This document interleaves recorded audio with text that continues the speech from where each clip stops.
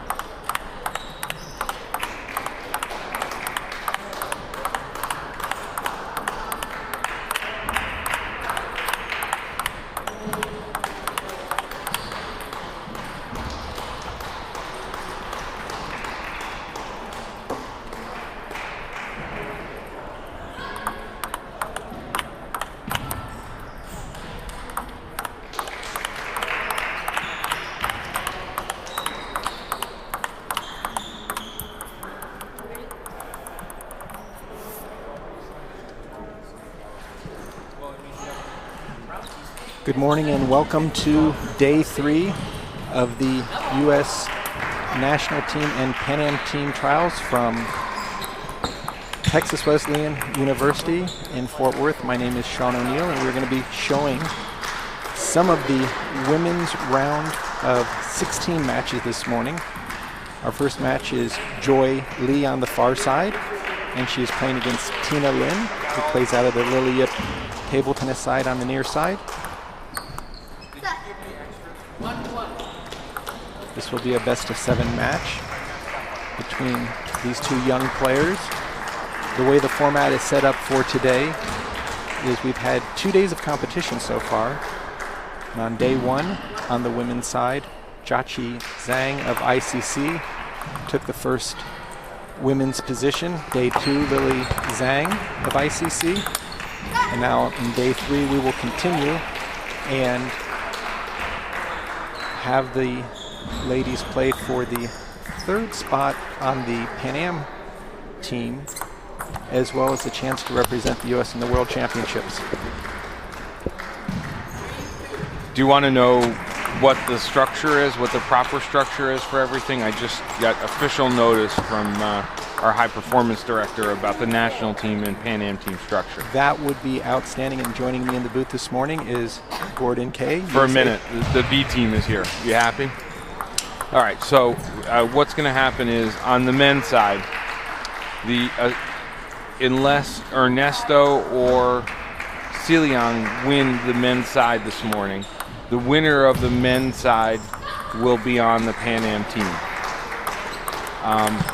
The semifinalists, assuming they are not Ernesto or Celiang, excuse me, not the semifinalists, that's the 2 finalists, assuming they are not Ernesto or Celiang, would then qualify for the national team.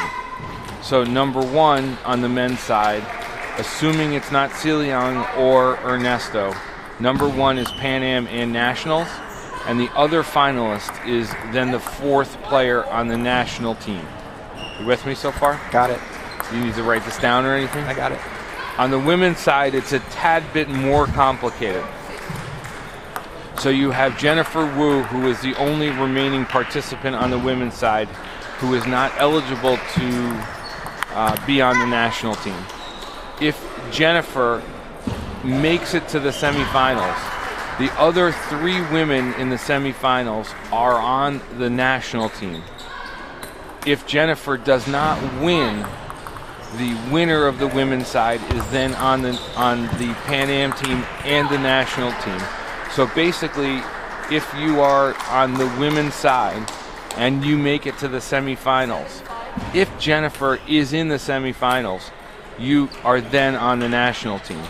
If Jennifer is not in the semifinals, then the 1, 2, and 3 would be on the national teams, in which case we would have a playoff of the 2 losers in the semifinals match, with the winner of that match going on to the national team and the 2 finalists in the women's finals being on the national team. Does that make sense? Makes sense. So basically the national team has 4 men and 4 women, just not the 3 slots that we're trying for the Pan Am. Also, there are only 3 spots in the world, but we are playing for 4 spots on the national team because of the North American Cup, because of other ITTF events, and because of other qualification events. So there will be 4 men and 4 women coming out of this tournament on the national team. However, only 3 on the men's side will represent the U.S. at the Worlds. And both on the men's and women's side, 3 players will represent in Toronto if the men were to qualify. If the men qualify, 3 men will represent the United States in Toronto. There is a possibility that the United States will not be represented in Toronto based on the tournament in Argentina at the end of the month. And the women have qualified based on their former performance in world rankings. That's correct. So now that we've got that cleared up and the understanding, we do have Tina Lynn serving at 9-all against Joy Lee. And Tina having some difficulty here, missing her own serve.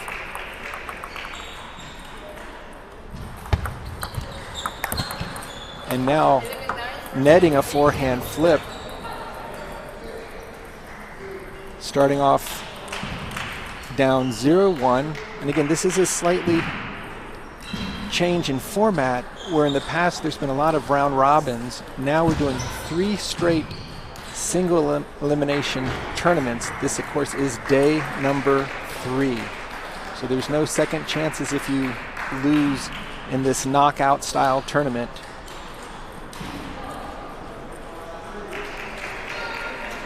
And we've had a number of amazing matches both on day 1 and 2. Today figures to be somewhat similar, as everyone's fighting for those final slots on both the men's and women's side.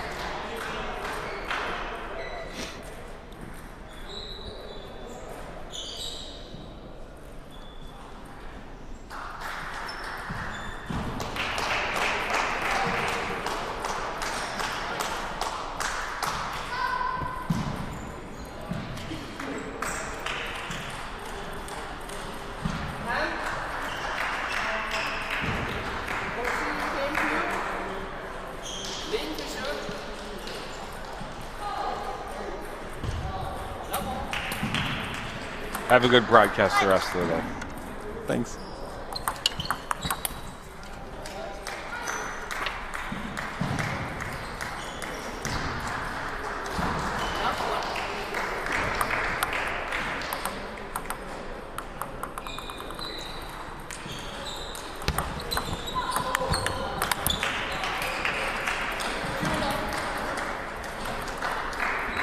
The contrast in styles in this match, with Joy Lee being a lefty attacker, Tina on the other side. Very strong countering game. She likes to open up with her backhand, get into quick exchanges, and then either put the ball away with a forehand smash or a fairly strong loop.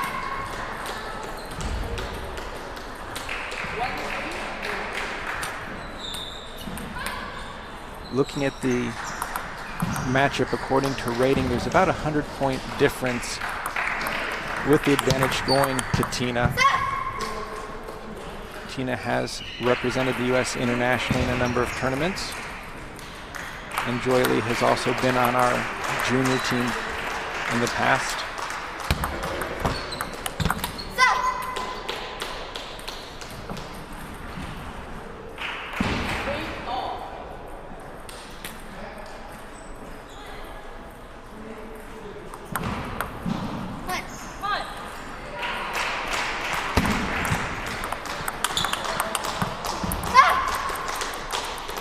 This will be a best of 7 game match,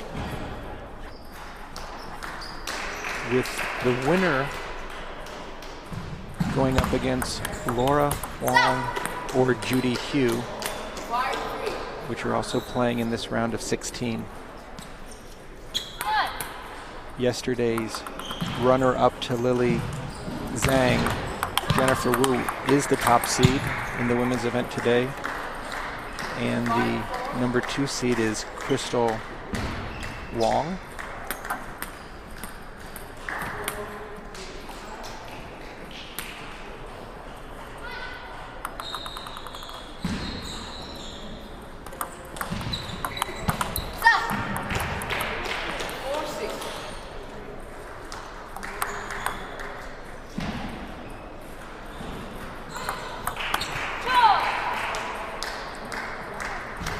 Joy continuing to play out wide to Tina's forehand. Very smart tactics, especially with the lefty combination there. Both players, given the opportunity, will try to change the angle from the backhand to backhand, down the line exchanges to get the ball out to their opponent's forehand. Tina likes to serve with that forehand tomahawk serve from her forehand side, just to force Joy to play balls more down the line into her backhand, where she can open up or go for a big forehand.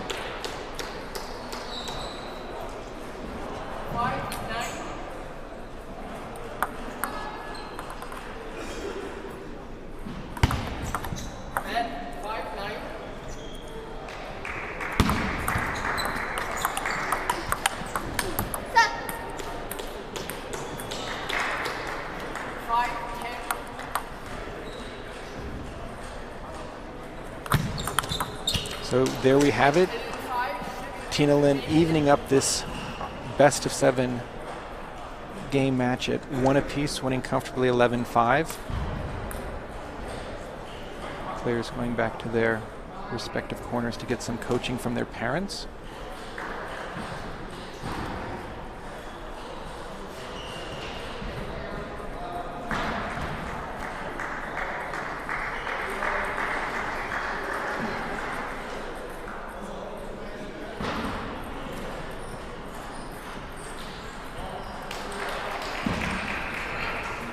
Tina Lynn had a very difficult match yesterday with Jennifer Wu in the semifinals, where Tina was leading 9-3 in the 6th game, and Jennifer Wu somehow managed to find a way to come back in that match to reserve a spot in the finals against Lily Zhang.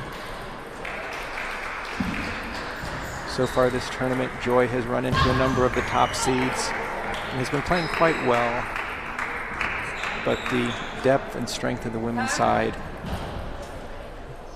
being as strong as it is, has made it very difficult for a number of our junior players to get very far into the draw.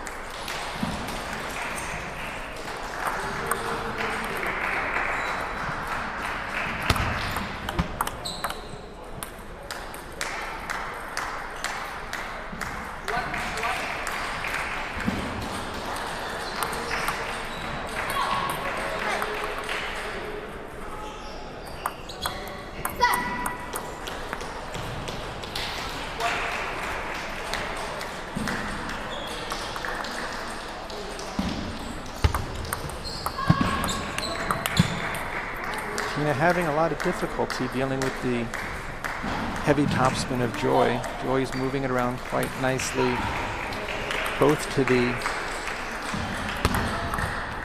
center of the table. Again, Tina going long on that backhand. She needs to take the ball a little bit earlier to bring it down versus just trying to cover it. There's so much topspin on Joy's opening. There's a nice deep push. Change of pace by Tina Lynn. And she'll be serving now at 3-all.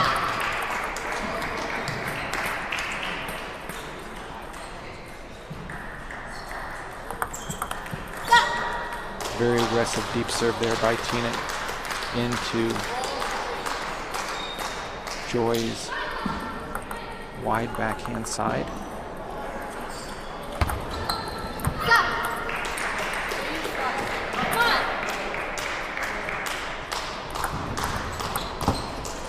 Really nice short return off of Joy's serve by Tina.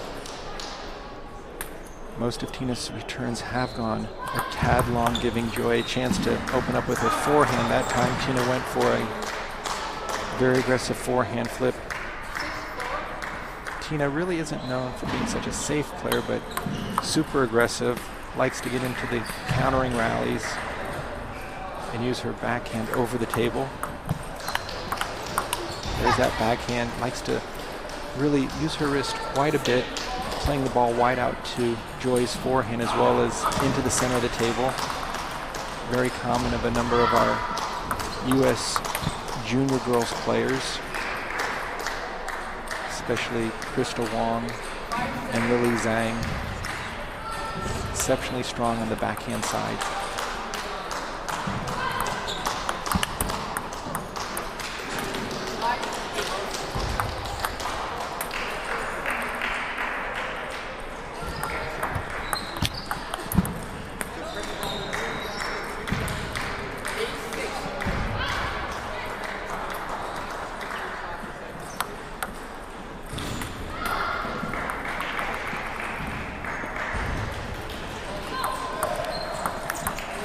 Nice inside-out forehand flip there by Tina over the table to extend her lead up to 9-6.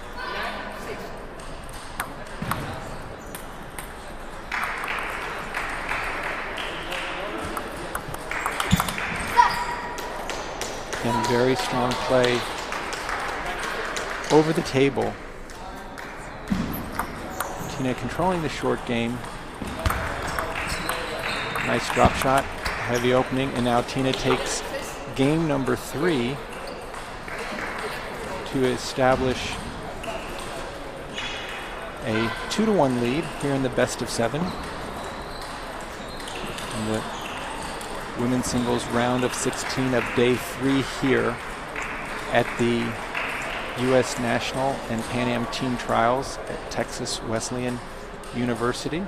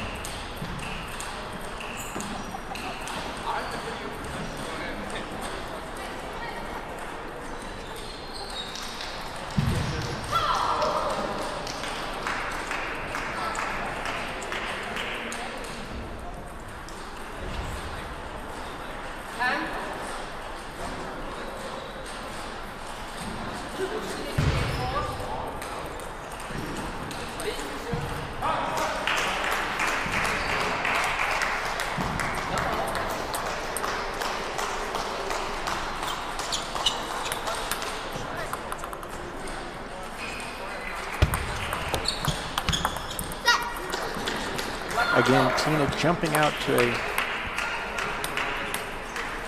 very strong start here. Joy having a little bit of difficulty with the short game, as well as dealing with Tina's attacks, especially out to the forehand side.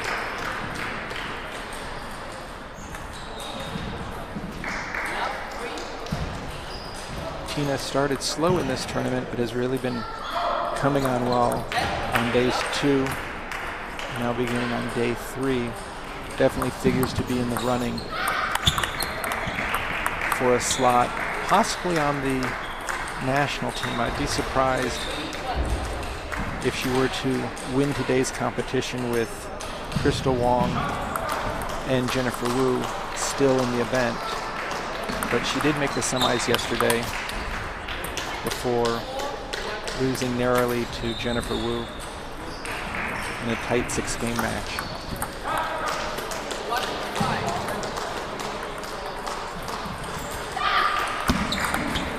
Nice deep serve by Joy, challenging Tina on her backhand side.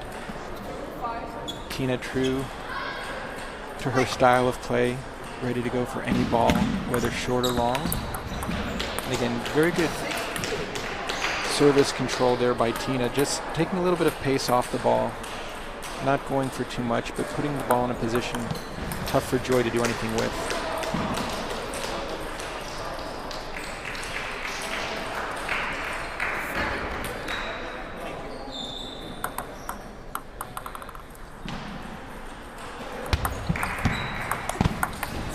A really nice combo there by Tina, starting out wide to Joy's forehand, forcing her to cover the entire table and going right back to the forehand side to keep her off balance.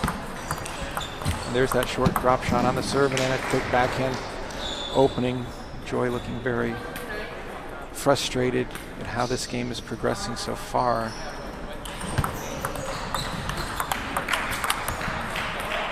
That ball clipped the net and just went long. Tina with the serve, now leading 9-3.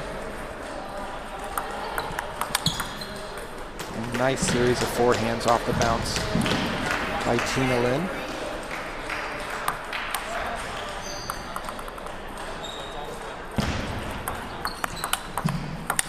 Oh, powerful backhand play by Tina, able to deal with a nice forehand flip and then powering through with her own backhand cross court to take a very sizable 3-1 lead in this best of 7 match after dropping the first game 11-9 and coming back with very comfortable 11-5, 11-6, 11-3 game victories.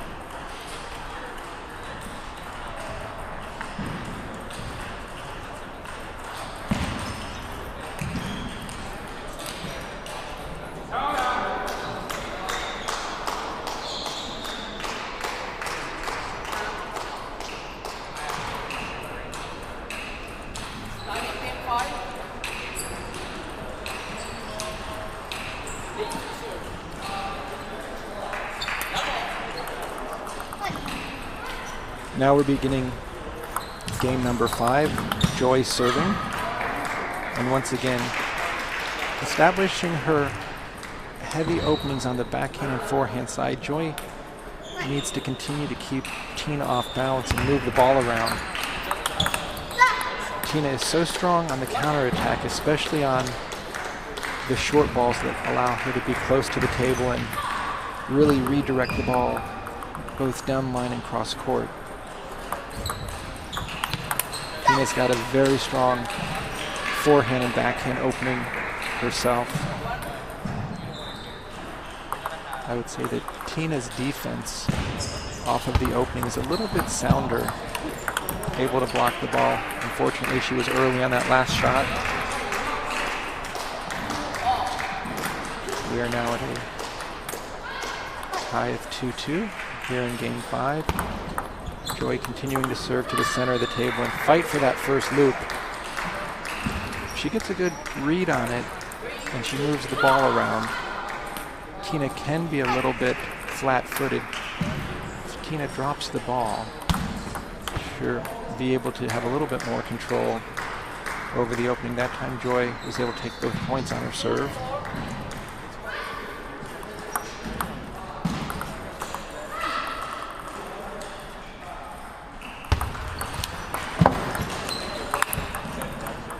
Again, Tina rushing her backhand and Joy doing exactly what she needs to. Just keep the offensive pressure on Tina. Don't allow Tina to open up. For if Tina does start the point, she's so strong in the counterattack. That righty-lefty contrast off the serve. Tina serving out to Joy's forehand, and now Joy serving out to Tina's forehand. There's so much side spin on the ball, it really forces the opponent to return almost diagonally exclusively. And that was a nice drop shot, and then Tina got her offense going, and now they're into a nice exchange, and Joy with the backhand wide out to Tina's forehand begins to break open this game. And there's somewhat of a lucky net ball, but Tina's done a great job of keeping Joy's serve under control and short to stop that heavy forehand loop from Joy Lee. Joy really not getting a good read on that side spin, underspin serve, trying to flip it, but taking it a little too early. Nice backhand out wide to the forehand.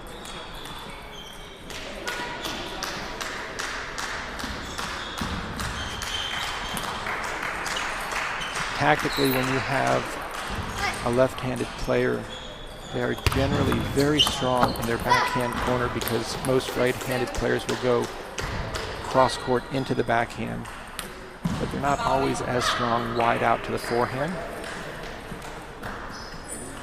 A timeout has been called. And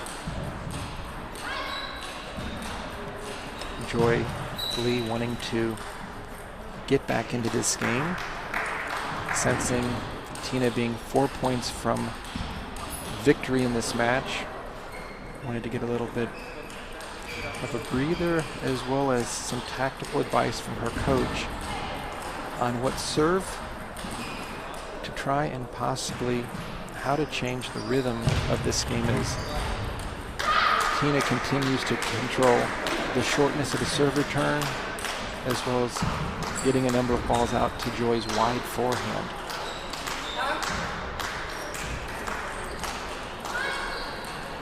Be interesting to see if Joy's aggressive with her serve or goes to a more conservative and safe short serve to stop Tina from attacking.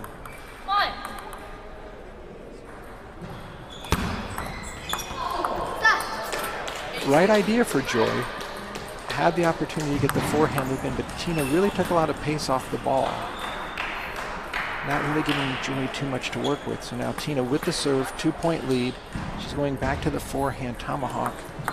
A lot of underspin on it. And that ball caught the net and went long.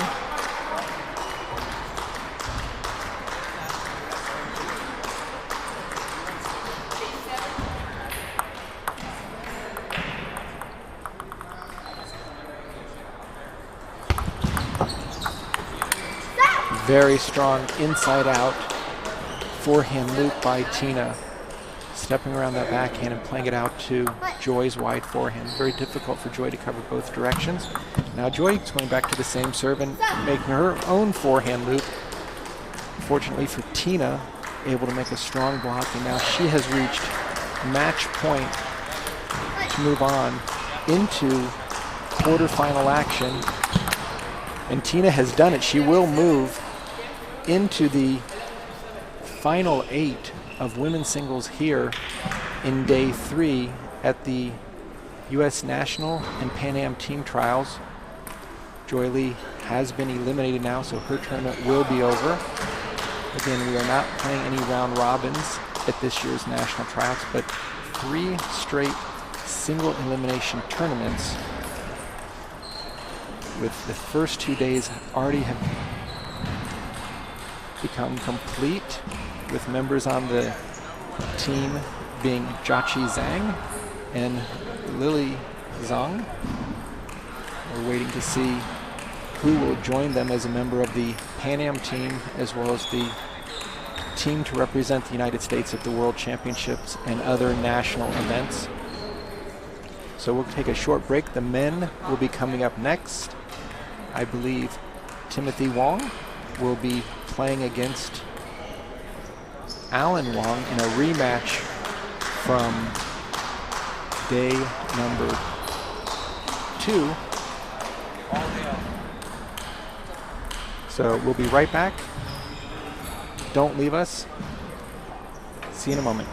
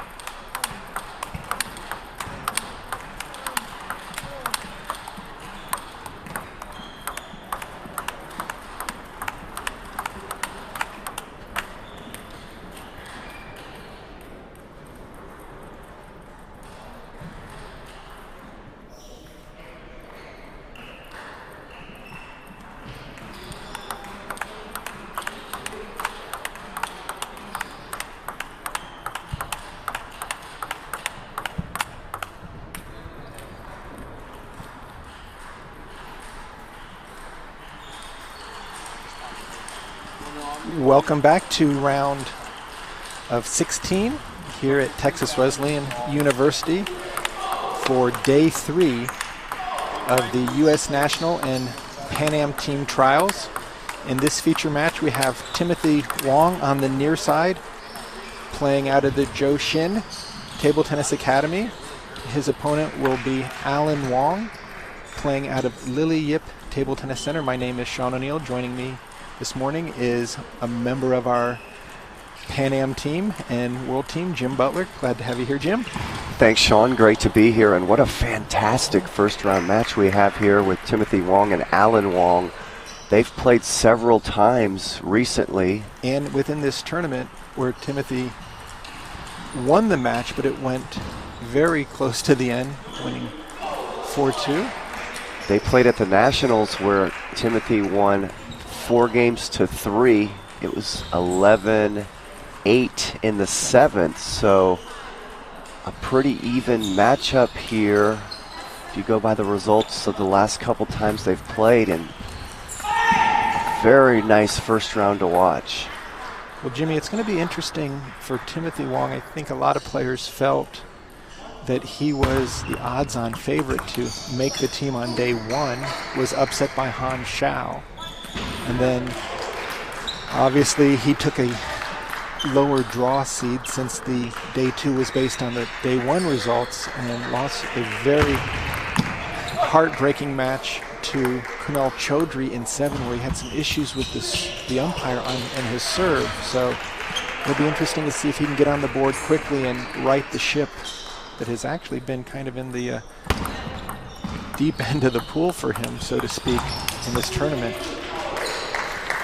I think this is the most animated I've ever seen Timothy the first couple points of the match. Right out of the gates, he's kind of skipping his feet. Look at his ready position there. He's already vocal. And you can see, Jimmy, as Timothy's jumping to get the ball that left the court, last night, after all the players had gone back to the hotel, Timothy was in the hall still practicing with Joe Shin, trying to go over any last-minute changes to get him back in top form. And there's Allan Wong's back, and Allan has great counterattacking ability. He uses his height well. Not always the fastest with his feet, Jimmy, but clearly can play big shots on demand.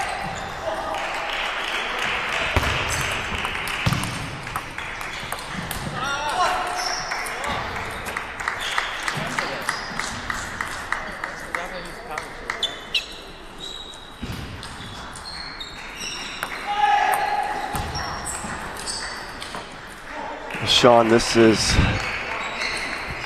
we call it the pressure cooker day because this is it. You know, when you play Friday and Saturday, we all know that if you lose, you still have another chance. But today is the final day, and there's no more pressure on the athletes than today because this is it. So you can see it with Timothy's body language. He desperately wants to make this team, and he has come to play from the start.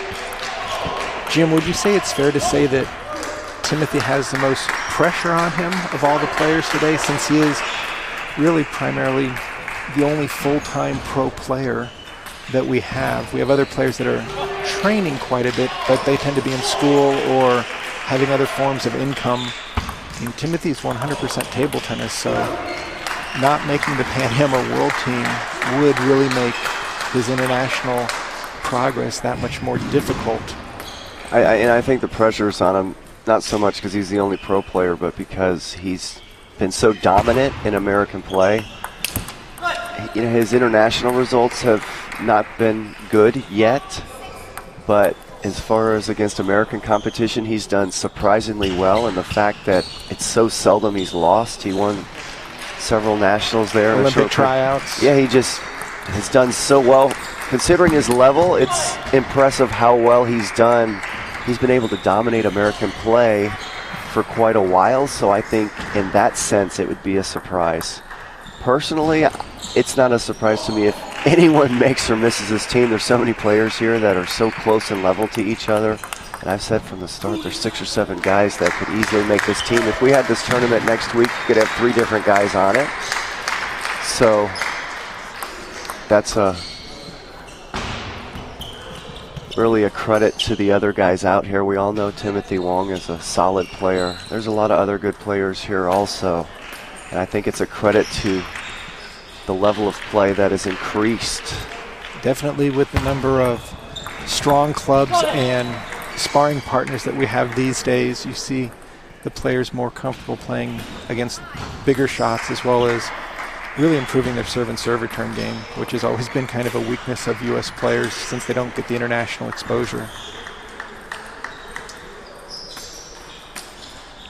So Timothy not having any service issues, and it looks from this angle where we're sitting that he has been able to keep his hand much more stationary off of the toss. That was what the umpire and the referees were discussing with him yesterday, that his hand wasn't coming to a full stop. And there's a nice loop by Allan, and Timothy with a counterattack. Timothy looks a little more aggressive this first game, which is, I think, the way he needs to play. He's been very conservative. He's been playing, in my opinion, scared. Not just this tournament. I felt like he played scared at the Nationals, and that's not abnormal when you've done as well as he has at some point. But you almost feel that it's yours to lose, and you don't want to take any unnecessary chances. Yeah, you stop feeling like you're an underdog, and you start feeling like you're supposed to win stuff, and that's never a good place to be psychologically. And he's played just tentative and soft recently. Not this first game. No, this first game, look, his strong backhand opening to take game number 1. And I think with Allan having such big shots, if Timothy can keep him playing more of a counterattacking role versus starting to get his openings on the table, he'll have a much easier time.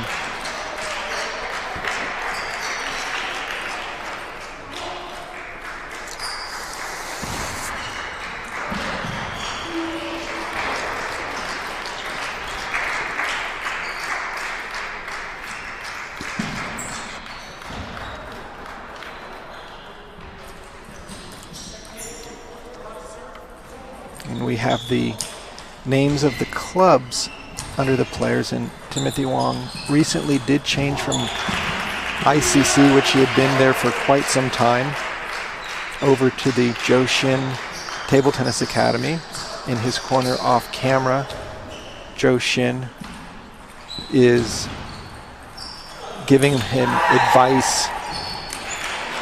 As I said, they were here in the practice hall until 9:30 last night when everyone else had left to get back to the hotel. Corey Eider is in Allan Wong's corner, both playing out of the Lily Yip Table Tennis Center. Corey started the event but ended up defaulting out after having a somewhat unfortunate experience in his early rounds. So now we're ready for game 2 with Timothy Wong leading 1-0. And Sean, just for some people out there watching, some fun little tidbits. Kunal Chodri just lost the first game. Sean, you can tell me who his opponent is over there. Kunal Chodri loses the first game, and we have Han Chow losing the first game to Peter Lee.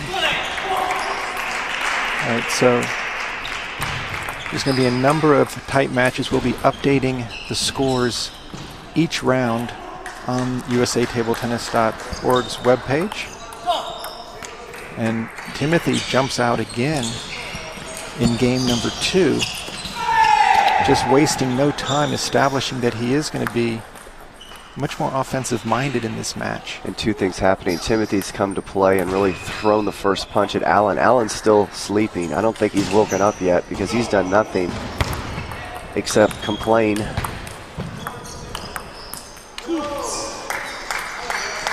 Perhaps that'll wake him up a little bit. Nice, solid point there. But yeah, Allan looks flat, slow, and just not into the match yet.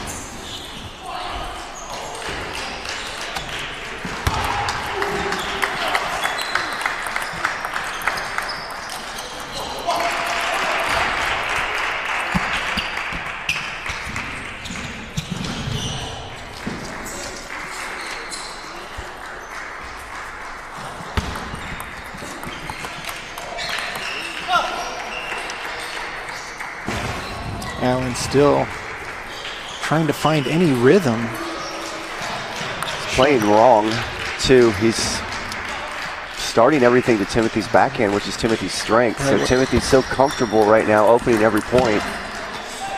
And that's, I mean, he might have figured that out, because that time he started Timothy in his middle and then played him back in the middle and made Timothy make a decision whether he should play a forehand or backhand, causing the unforced error.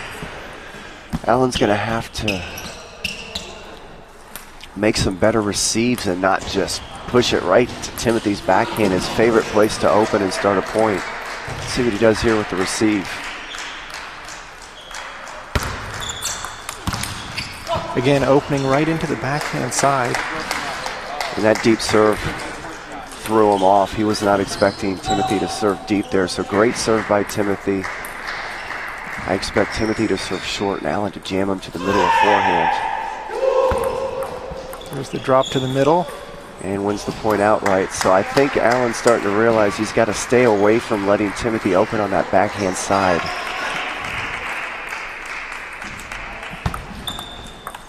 Oh, great serve, but just wasn't really ready to do anything. Right. You serve deep and a guy literally lobs the ball. What are you waiting for? Right. He just blocked it in the net. He's just not into this match yet. I think he's maybe a little bit surprised how offensive Timothy is coming out and just really almost uncharacteristic of the Timothy we've seen over the last year or two, who really tends to play the counterpunch role and just get into the kind of the forehand loop versus block drill. He just keeps the ball coming. Now he's starting the rally, moving the ball around and playing into Allan's forehand a little bit more. There's a nice play to the elbow. Allan just shaking his head, not really sure. Well, that was a strange receive. He just kind of half flicked it, half rolled it. There was just nothing on it. Just indecisive. I'm not sure what he was trying to do there. Maybe the serve caught him off guard.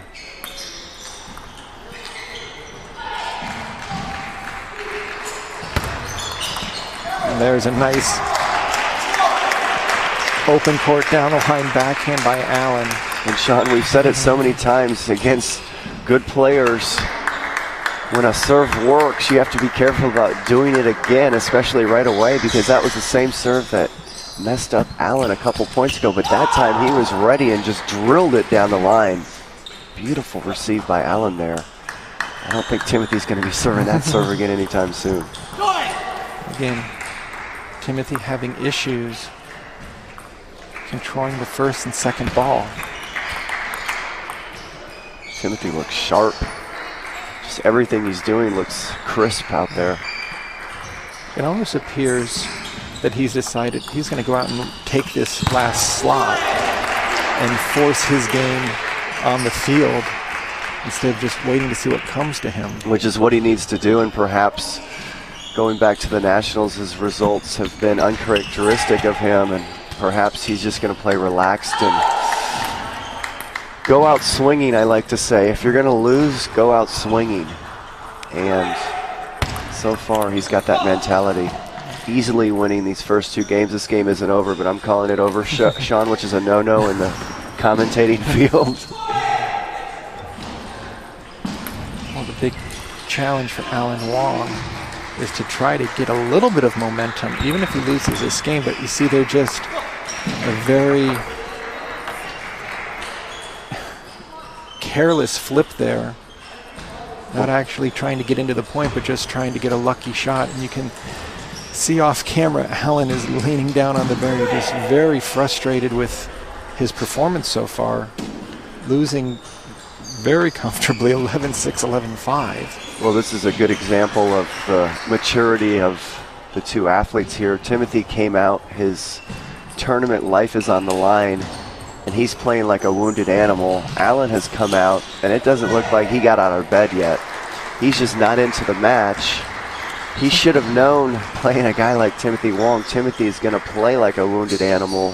This is what I would expect from Timothy, but Allan thinks differently because he was not ready for the match. And the confidence that Timothy will have now, having 2 games under his belt, he can settle down a little bit, but I anticipate Joe Shin is saying, don't slow down. This is what you're going to have to do all day long. So let's get the motor going and keep it on high octane, because you're playing great, you're dictating, you're taking Allan out of his game, and you're not feeling any pressure.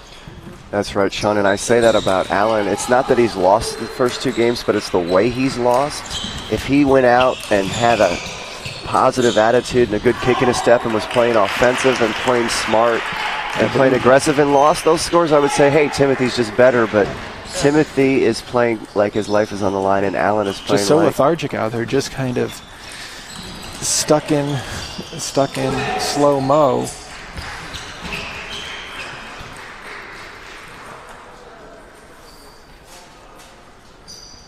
It would be interesting, Jimmy, if Allan were to just come out and start forcing offense on everything to see if he could get Timothy to back down a little bit, versus giving Timothy the green light to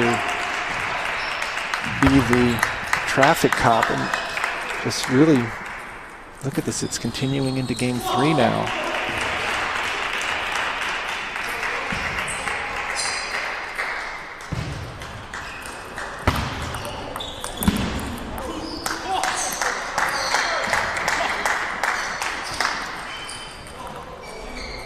Such a contrast, Jimmy, from Timothy's last match yesterday, where he lost to Kunal Chodri, and just dealing with umpire issues throughout the entire match, getting to the point where he called the referee over to get some clarification, and just total frustration, going to a backhand serve on virtually every point in the last 3 games because he was unsure of himself on the forehand side. But now you see the toss going much higher, his hand staying more stable. And his hand's starting in the middle of the table. It only moves a little, you're right.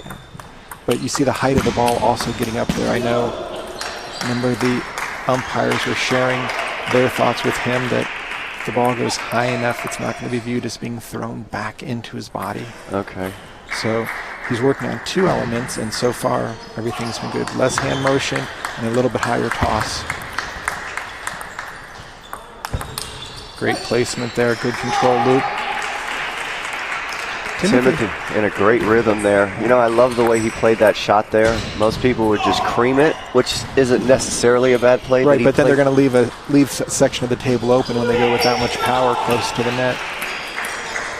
But yeah, he played that ball medium speed and placed it well. And to me, just a sign that he's got great feeling and great rhythm right now.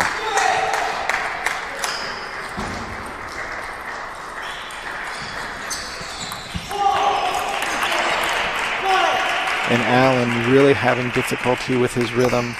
Nice opening loop on the backhand side, but not really moving his feet to play the next ball. Well, the most difficult match to play in any tournament, Sean, as you know, is the first match. Everyone's been in here warming up, but very few people ever have a good rhythm their first match. And you can see that Allan has zero rhythm.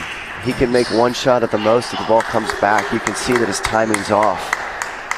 Timothy caught an edge on that last counterattack.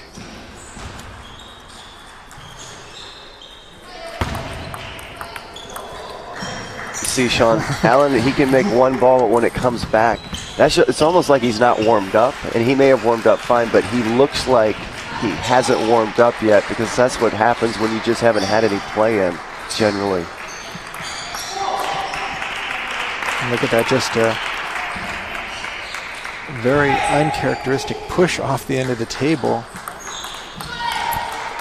And now Timothy just really going into lockdown mode, forcing Allan, giving him nothing to work with. Timothy's just playing a speed right now that Allan is unable to play. So Allan just doesn't really have time on any of his shots. Getting dominated this match. And look at that, a great forehand flip. Having to be forced to play a forehand chop on the follow-up. And now Timothy extends his lead to 10-3. And Allan with a fancy forehand flip to the open court. Timothy will be comfortable letting him go for those type of balls with such a large lead. And now Allan going for a combination of a backhand flip from the forehand and a backhand rip off the bounce. And I have a feeling that the likelihood of him making 6 more of those is fairly low.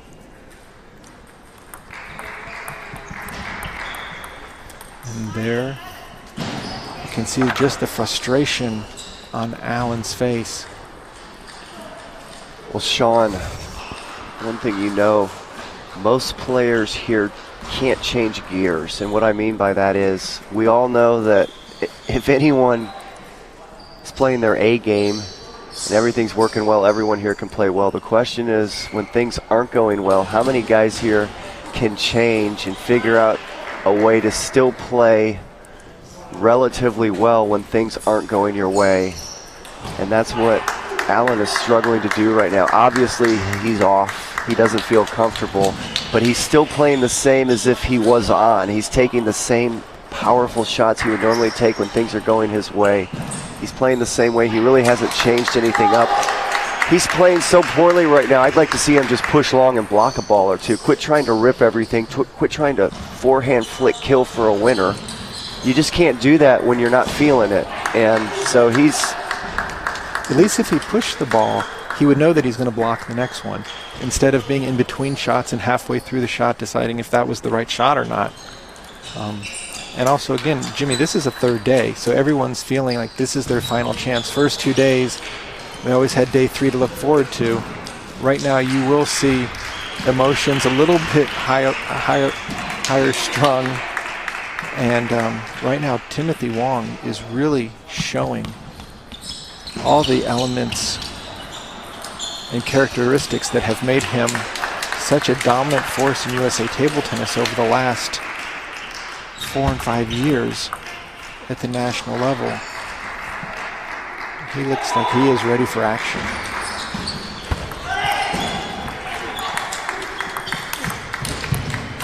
Oh my goodness. You see Allan saying, what do I need to do? But credit Wong on that one, while off the table, still able to get his racket on the ball. A tremendous side spin. Fantastic shot by Timothy, and he's just all over the table. Oh, that was a spinny banana there. Timothy got some revolutions on that banana flip.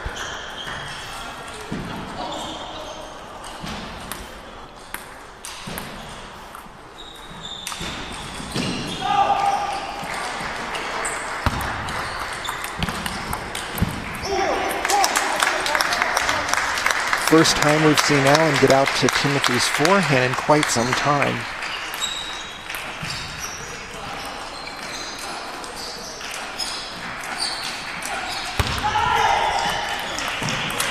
Wow. That was even Allan's trying to figure out where that one came from. Timothy, Jimmy, seems to him there's a timeout by Allan Wong wanting to make sure that this hot Timothy Wong cools down a little bit. But wouldn't you say that Timothy's added maybe I'm not sure if it's an extra gear, but he's added a lot more power to his attacks. I mean, both forehand and backhand. He's really staying closer to the table and still putting a lot more pace on the ball.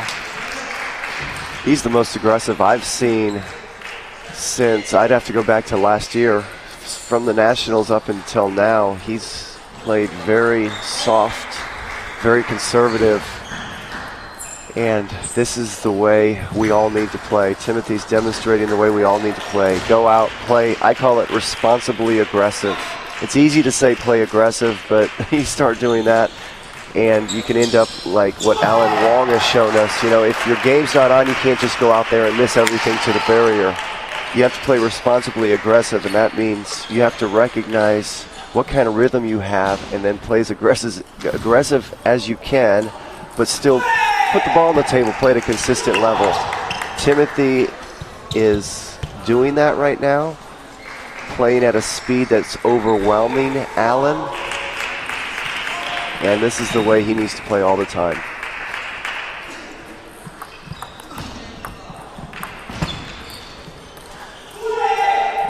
Good hustle by Allan off that net ball to keep it low and tight. Off-pace ball caused Timothy to mistime it. Again, Timothy having no difficulty with the deep serves. Just spinning him off the bounce.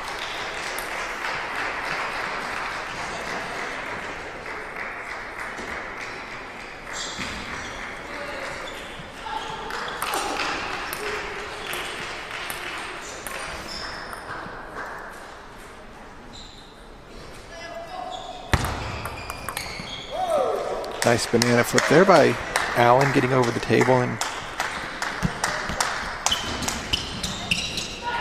beginning to maybe get a little rhythm.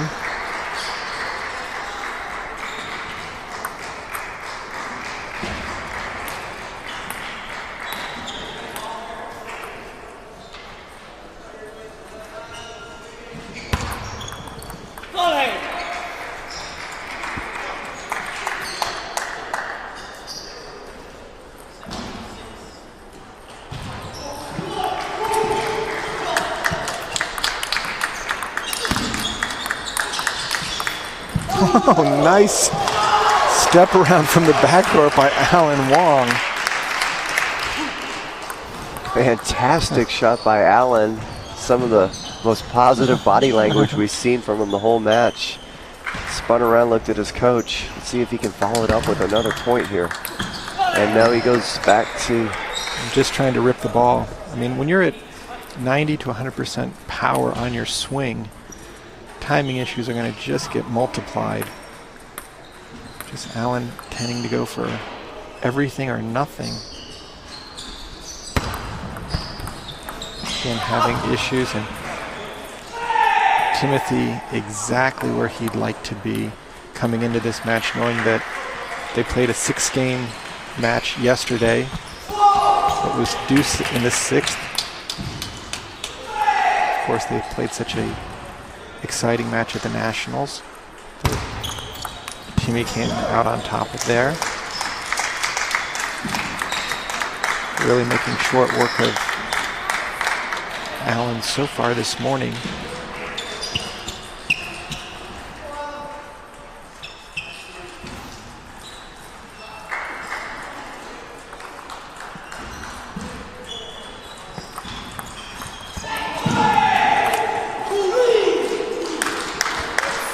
Jimmy, it looked like the first time that Allan actually really moved his feet on that ball. He ran over to play the backhand on the forehand side and then quickly got back to the backhand corner to keep the attack going. Oh, and just a unlucky net ball, giving Timothy a 2-point lead with the serve now in game 4. 3 points away from advancing to the quarterfinals of day 3 action here at Texas Wesleyan in Dallas-Fort Worth.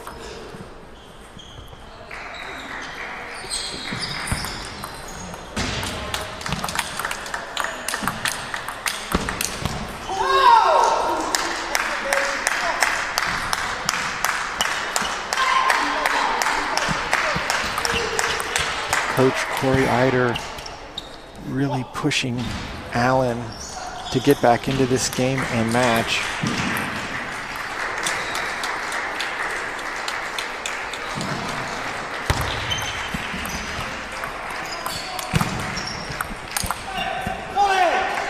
Again, it's a placement winner there, Jimmy.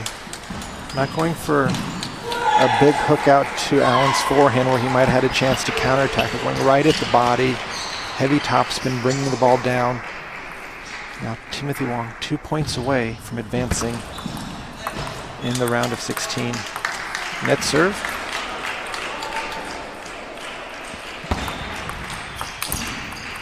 And again, Allan going for everything. No real control or second gear. Just revving it up. And there's an inside-out backhand off the bounce, and Timothy ready for that. And wow, 4 straight in games with 7 points being the highest. Timothy really showing that he is ready for action here on the final day of singles play. Timothy, by advancing, will play the winner between Jack Wong and Joey Cochran. Currently, Jack Wong is leading comfortably 3-1 in games and up 9-8 in the 5th game. We've got a number of other matches going on here that are showing a bit of closeness. If you want to jump over to stream number 2 for live action, we have got Jason Plog in a very strong battle with Ernesto Ibuan Jr. They're in the 5th game right now. So we're going to take a short break and then come back for women's singles action. So jump over to live stream number 2 at usatt.org on our Pan Am US World Team page. And if you'd also like, we've got one of our other large events, the Arnold Classic, is live streamed from Ohio with a number of strong international players. So stay with us. We've got a lot more action today from Texas Wesleyan.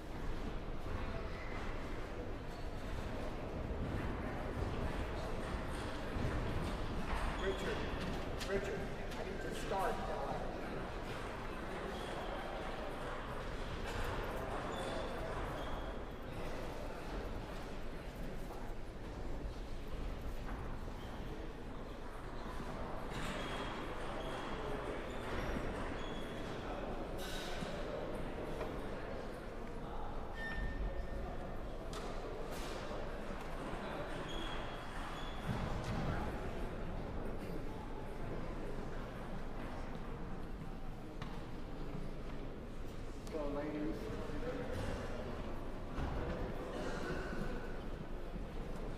I have to wait for a cue from the media folk because you'll be on TV. No cursing, just kidding. Y'all are fine. When the ball goes even outside the barrier, please hand it back to me. I think you understand. I just kind of go like that. That's fine. So all we're doing is pushing this side. What's your choice? This side? Amy, you're serving.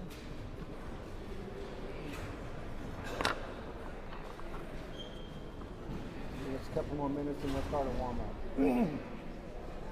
Is this what happens? Well, you know that when you're a big-time player, you're on television, you have to work with the media. So we're kind of standing here passing time.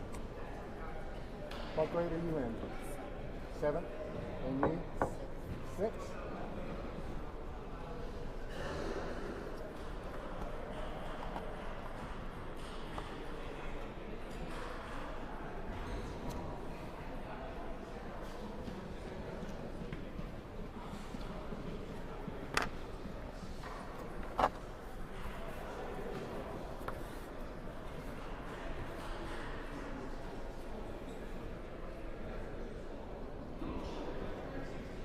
Okay. Warm up. You have more than 2 minutes. Oh, I'm sorry, bad timing.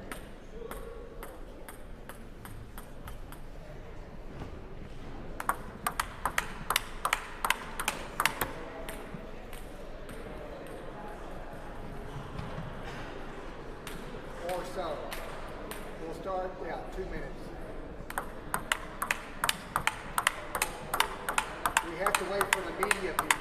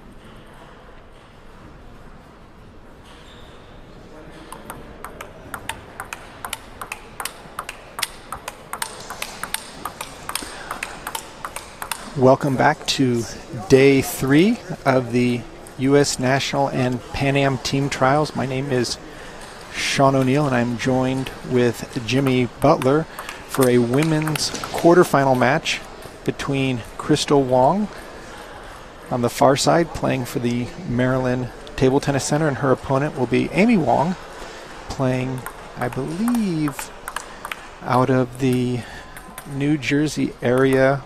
I believe it's the Lilliot Table Tennis Center where Amy primarily plays. Jim, what are your thoughts of these two players coming to the match? Quite young, similar styles. Well, Crystal Wong, definitely a favorite in this match, has been playing fantastic table tennis over the last 4 or 5 months. A second place finish at the U.S. National Championships in December, a second place finish at the North American Championships last year.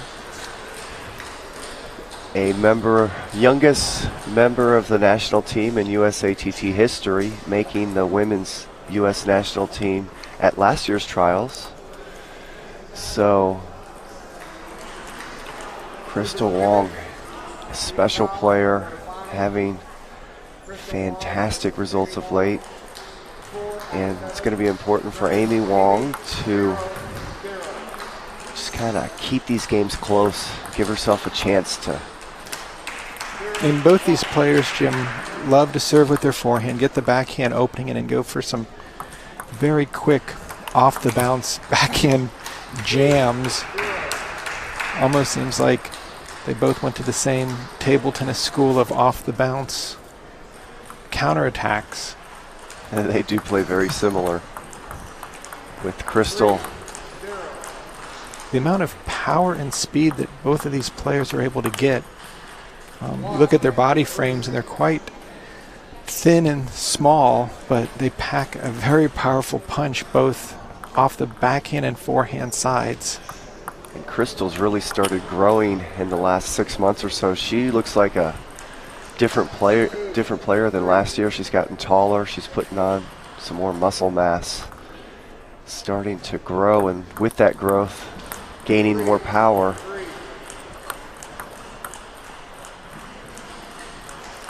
Clearly, Jimmy Crystal's participation and help to the U.S.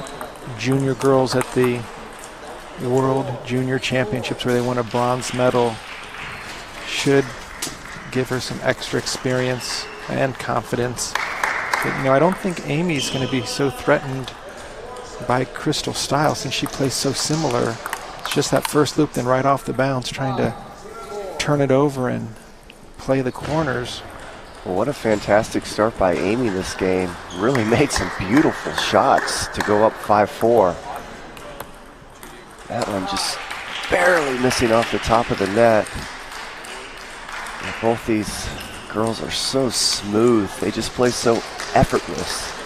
I mean, I don't know if it's the wrist strength or just the amount of relaxation they both employ, but that ball jumps out of almost nowhere. There's not a lot of strength in their wrists, as you can see, looking at their physique, but no, their technique is just perfect, and they're so relaxed when they play. They're just so talented. Talented athletes always play relaxed and effortless.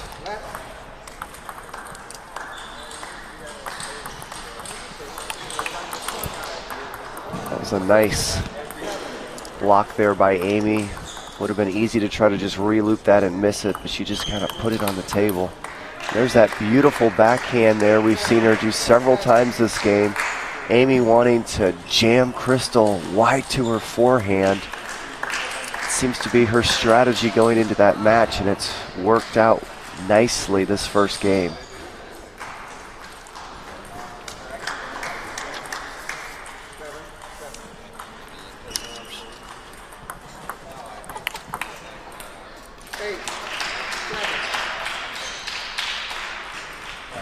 Beautiful backhand opening by Crystal. She gets so much spin on it. She takes the ball off the bounce, so you have so little time to react.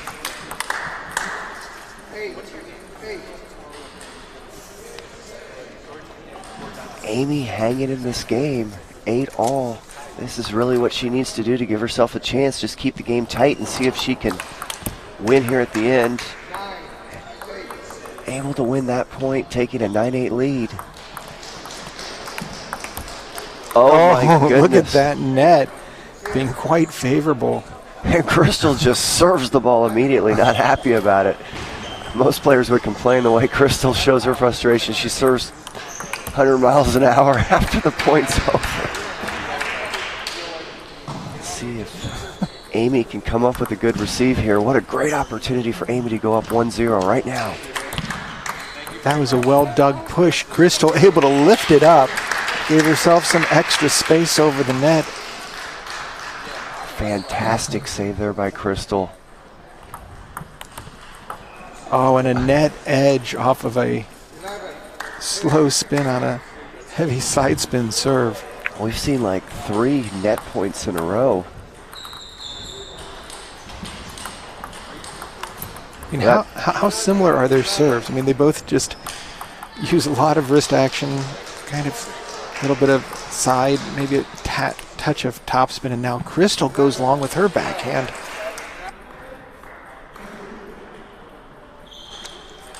So once again, Amy gaining game point. That's a nice drop shot. And there's the combo play that Crystal is so adept at. Really, Jimmy, when they get into backhand-to-backhand exchanges and a player goes out to Crystal's forehand, you really have to pay attention for Crystal to take that ball down the line. Whoa. Great opening, unable to capitalize there by Amy. Well, a great reaction by Crystal there. She was out of position and just kind of threw her backhand out wide and was able to react to that ball. What a frantic pace. And Crystal able to win the first game. Amy up 10-8, had an opportunity to take a 1-0 lead, but Crystal hung in there and wins that game 14-12. Sean, what a frantic pace. Did you see these girls?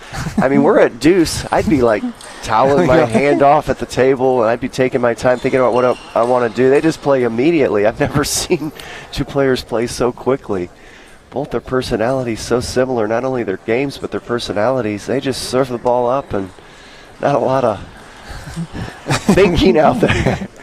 I'm sure they're thinking, but they're not giving themselves much time to think. They just serve it up after each ball, no matter what the moment is. Well, they know what they want to do. They want to get into fast hand-to-hand combat exchanges, especially backhand to backhand. Almost feels like part of their rhythm is keeping the ball in play and off of the backcourt of the court. Amy twirling a racket. It's kind of interesting to watch their demeanor out there.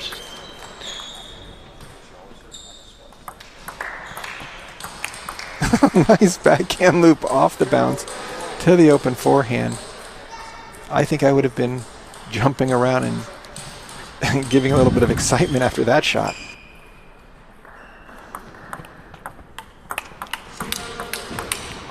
A very nice play by Crystal. You could tell on that ball that Amy played to Crystal's middle, completely ready for it, and was able to re-loop it with quality spin, keep it nice and low.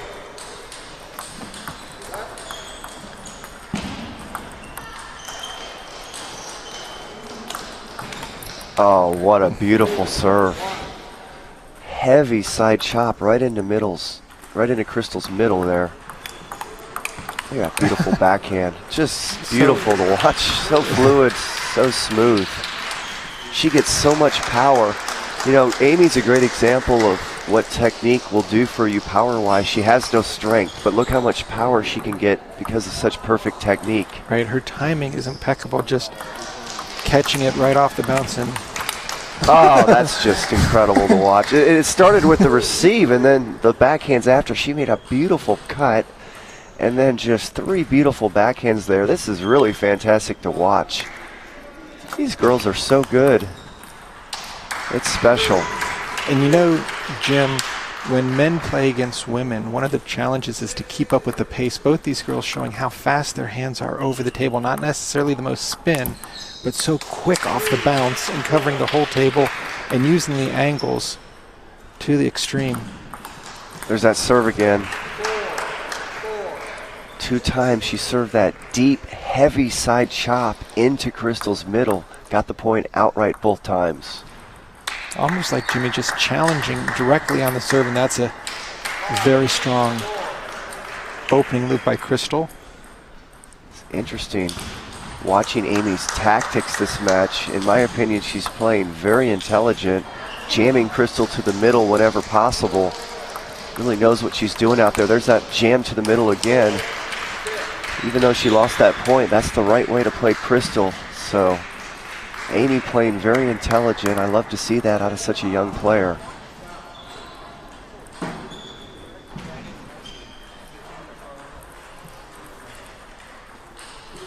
Players looking for clarification, asking the players to stop after they present the ball.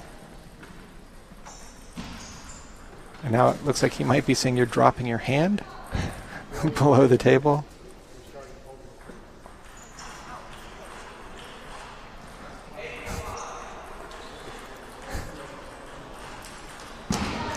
Most important thing here, Jim, is that the players are very clear on any type of issue from the umpire or assistant umpire, not just putting it into play and getting possibly faulted a second time or even a first time.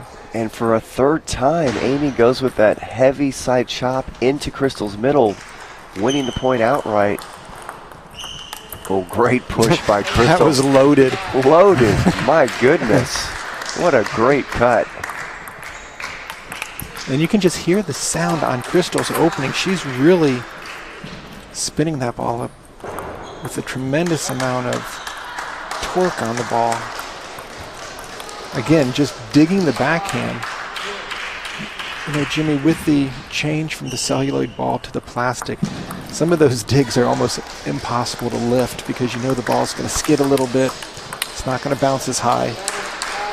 And Crystal cruises to game number 2, 11-5. Amy really went into unforced error mode there. She's got to get herself together and try to put the ball on the table at the beginning of the rallies and not make so many unforced errors. That was a little too easy for Crystal. Yeah, Amy relying maybe too much on her deep serve to get free points. Not really taking her time to build a point and to work the middle of the table or to get the balls out to Crystal's forehand. Of course, Jimmy, we saw a couple backhands off the bounce that were just insane. I mean, it's like you make a shot like that. What is the second gear? You're going at full force and hitting the lines. And that's right, Sean. That's something we talked about earlier. I love Amy's strategy. What I have not seen from her is she has not shown she's willing to play a different gear, which at that age is understandable. It's difficult to understand gears when you're her age. Everything's either fully pressing the pedal to the floor, or usually it's very passive. So to have, as we saw Timothy Wong play earlier, a lot more controlled aggression. I've seen no passiveness from Either Amy. Yeah, I mean, it's one shot shopping here.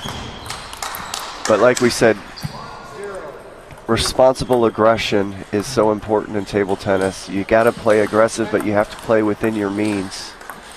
And if you're playing aggressive and missing too much, it means you're playing an amount of aggressiveness you can't handle. Right, you can't maintain that successfully.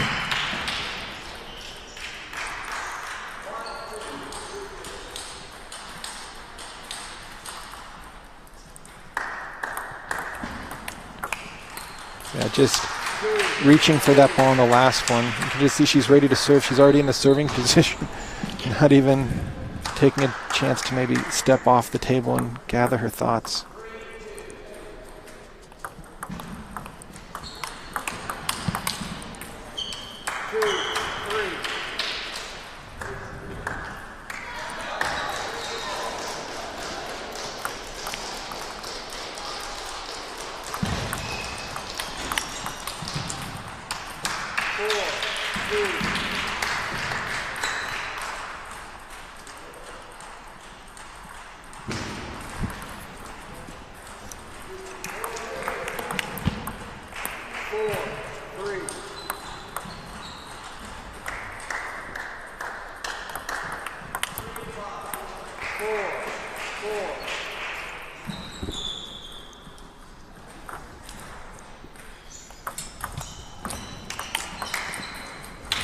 Again, Crystal just showing her skill on her backhand opening side. The one point, Jimmy, that I've really noticed with Crystal is that she's added a lot more spin to all of her shots, making it that much safer and more penetrating. She obviously had a great nationals, knocking out Jachi Zhang in the semis before falling to Lily. But so far in this tournament, she was upset on day one by Isabel Chu. Then in the second day, she ran into a number of issues. Now here on day 3, she's trying to come in as the number 2 seed. The winner of this match will play the winner of Tina Lynn and Judy Hugh. But first, Crystal must take care of Amy Wong in this best of 7 match. Now trailing 6-8. But getting a little bit of a lead here as Amy extends it to a 9-6 lead. So important for Amy to stay even or get a lead. She's a different player with different confidence when she's either even or has a lead. When she gets down, she tends to get frustrated and start going into unforced error mode. Up 10-6 this game. Let's see if she can close this game out. That is one nasty deep serve. That's a beautiful serve. That's white line to white line. First time Crystal's received it. She's won 3 of the previous ones. Crystal actually clipped the top of the net there. Now, Amy's got to be careful. Not a bad idea to think about a timeout, especially if Crystal wins this next point. Amy needs to win this game. And Amy is able to do it with a error by Crystal. So now Amy gets on the board. Crystal looking a little bit frazzled by that last game. Both players really not changing up the tactics all that much, just going with the same deep forehand serve. Well, Sean, I watched this match. It seems like Crystal overall has been the dominant player, but in reality, Amy was up 10-8 the first and lost. Then she had a bad game the second game and now won this game. So she's more than in this match. Right, she could have been up right 2-1 if she had made a couple more shots in game 1. But it's almost like you have 2 players out there that play all the time and they're just trying to figure out what set of tactics to go to because they're not really changing anything.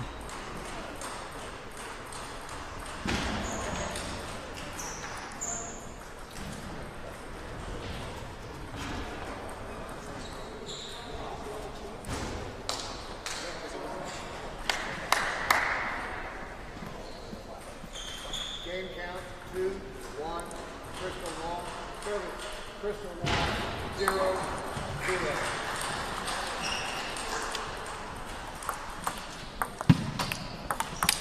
Oh, that was too strong of a reloop by Crystal. Any one of these openings that doesn't land deep will be completely relooped off the bounce, usually to a strong area. Here you have Crystal on the attack, but Amy brings her right back in.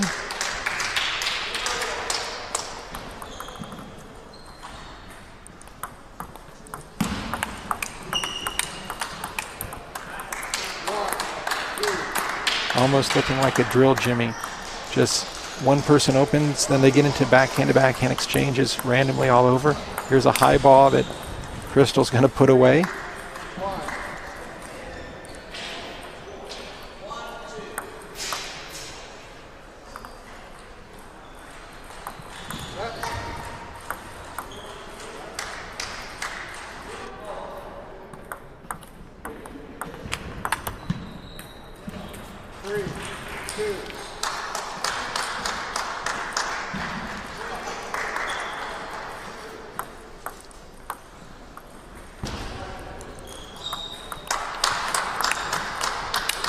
Oh, Nice angled forehand block.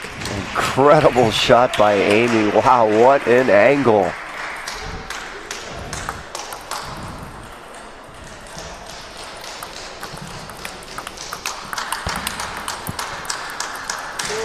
That's a great point there by Amy. Crystal showing a little frustration there, feeling a little bit of stress now. Amy's putting pressure on her. That was an errant backhand there. Crystal feeling a sense of urgency right now. Oh, that's a nice combination. After Amy made that spin up, she's able to do a little flatter backhand hit. It's really the first change in anything we've seen her do. That forehand goes long.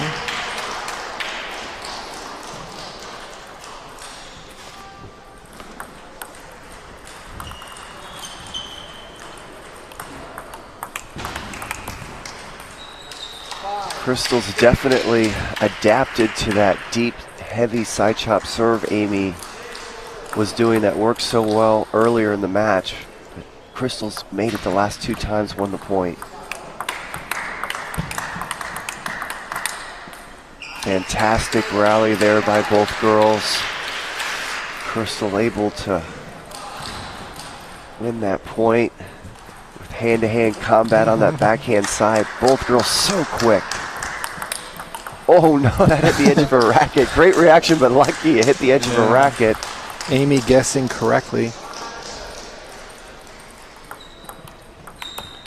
Again, both players playing such similar tactics. And look at Crystal's body language, Sean. She is surprised that feeling the pressure. Right, missing a lot of those deep pushes, and then there's a serve.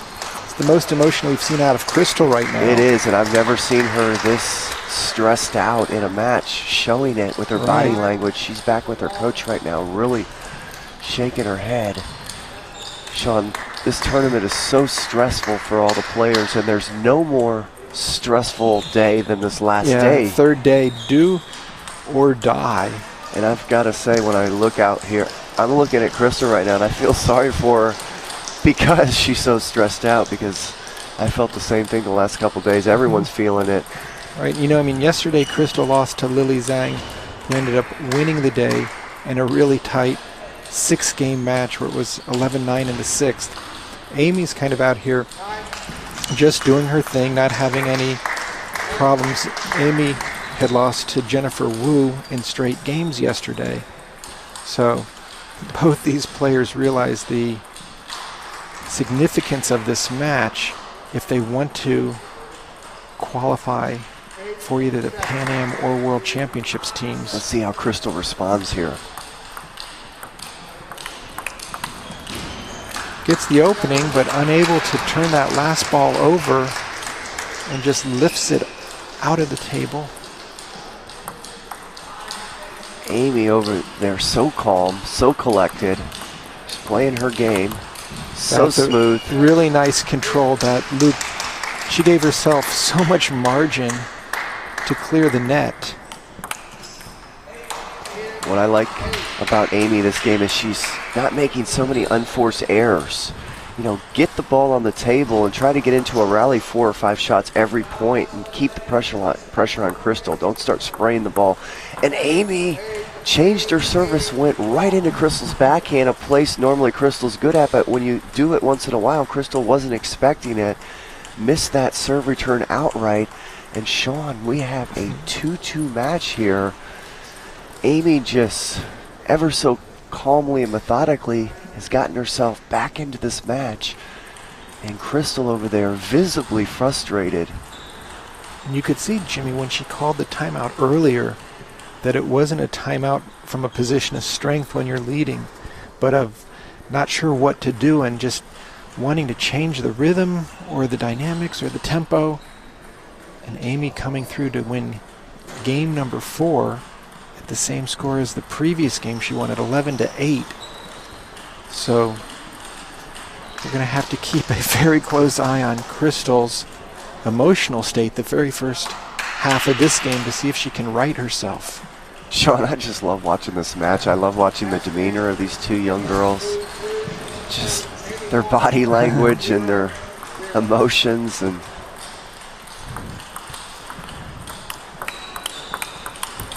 and their wrist. I mean, Amy took that last opening loop right off the bounce. No problem to time it and redirect. And Crystal with a little bit of a banana backhand loop really gets her wrist down when she opens up on the ball. Able to play the ball from the center with a lot more spin than a lot of players. Sean, look at Amy's tactics. I mean, she plays so intelligent out there against Crystal. I just love the way she receives and plays strategically. Look at that nice receive. Yeah, she set up that re-loop, went long, and credit Crystal, Jimmy. Every time I see Crystal opening up, tends to have just a little bit more spin than the other women, making the quick off the bounce attacks. Whoa, look at that backhand. Wow. Amy said, not so fast. I can take that ball right back at you. Well, I'm watching this match. Clearly, Amy is relaxed, playing with no pressure. Crystal is playing like she has weights on her back. Exactly. Pressure-wise, you can see it.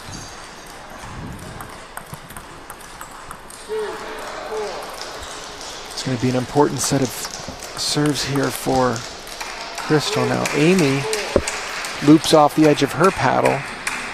Well, two things going on right now. Amy receives literally everything to the middle. Crystal serves the same serve every time. That's one of her biggest weaknesses. I've seen her do many times. Play almost like an entire game. Same serve. Entire match. I'm serious. Literally.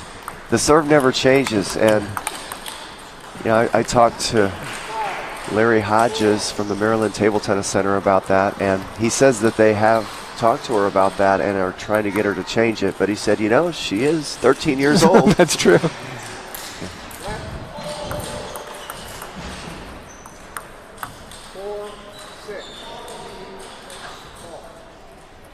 He called a let. She hadn't let the ball go that. They faulted Amy. For serving Ouch. with the hand over the table. Ouch. And Well, that's a shame. I'm not saying the fault was right or wrong, but it's a shame because it took her momentum away, and that point was just clearly probably a result of that fault. And now after that fault, she's lost 2 points in a row.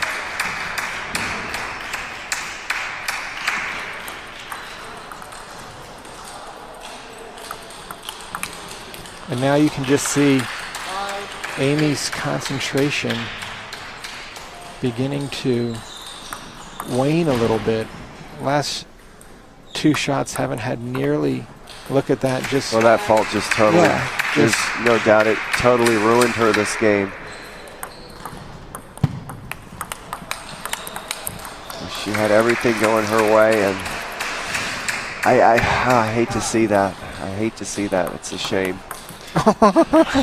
Then she decides. I mean, I saw her brother Allan do a similar shot against Timothy Wong when he was out of the game, just pulling a backhand banana inside out rip.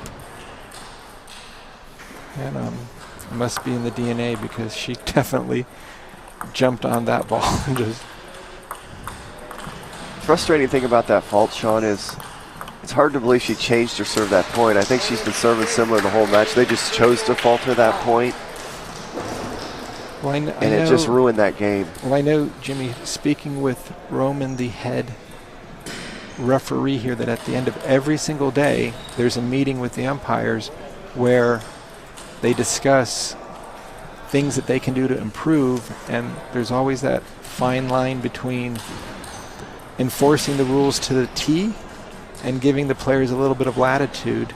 And as we saw in the Timothy Wong match against Kunal Chodri, it's clear they are going to play to the exact letter of the rule. And I think that Scott Ryan seeing this match, maybe it just didn't dawn on him to keep an extra close eye.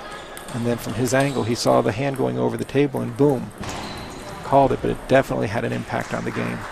Amy lost her focus and concentration, and just, wow, now it's 3-2.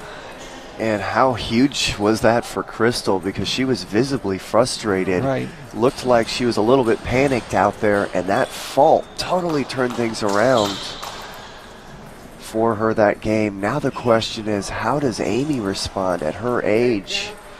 Can she go out there and forget about that nightmare call that totally threw her off and get herself back into this match? Well, this is interesting because Amy actually missed that push, I thought, before the let was called, but they are going to play a let, so a nice little break for Amy. Amy starts off with another unforced error, looking over at her coach after that miss. She's still frustrated. There's an important .1 for her, perhaps to make her mind feel a little bit better. It's been a while since she's won many points since that fault.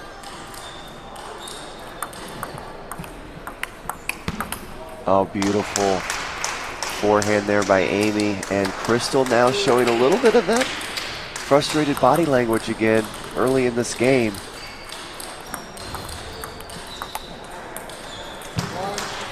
Amy jamming Crystal into her middle this whole match. That time, a successful push. Crystal had to move over and try to backhand lift that, popping it off the end. Ooh, nice serve. Heavy chop right into Amy's middle. That's what Amy's been doing to Crystal most of the match.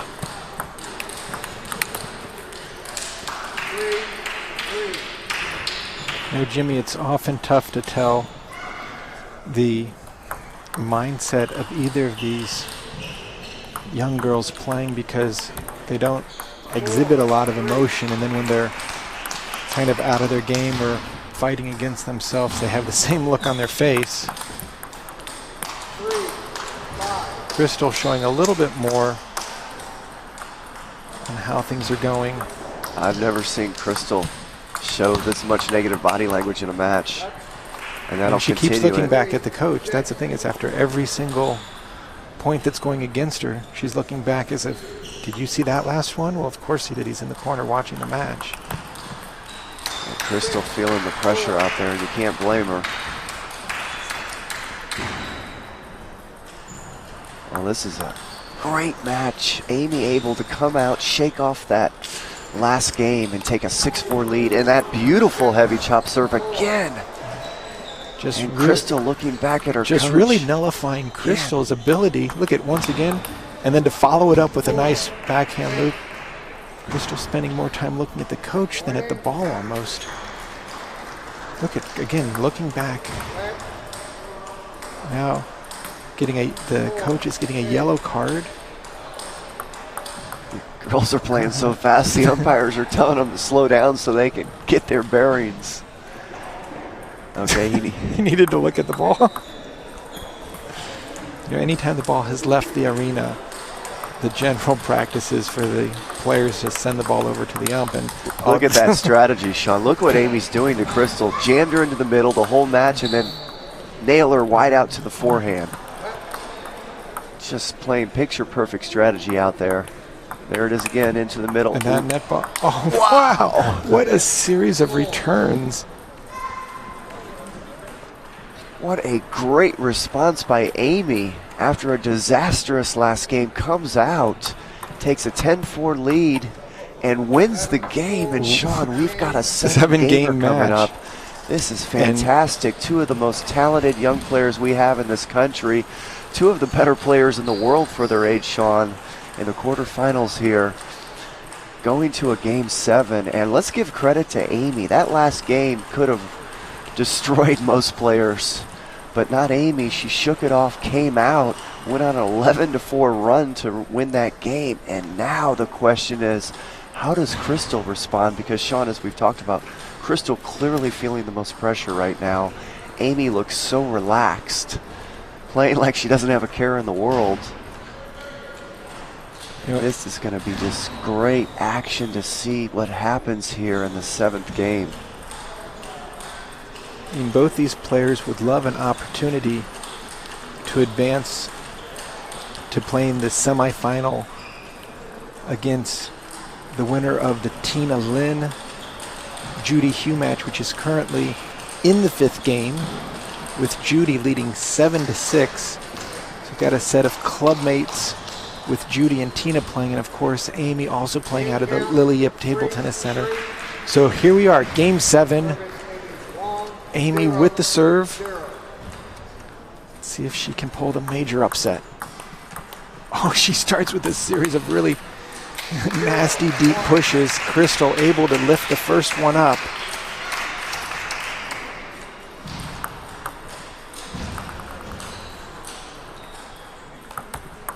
Oh my goodness, that was as close to a miss. You can see the pace on that ball.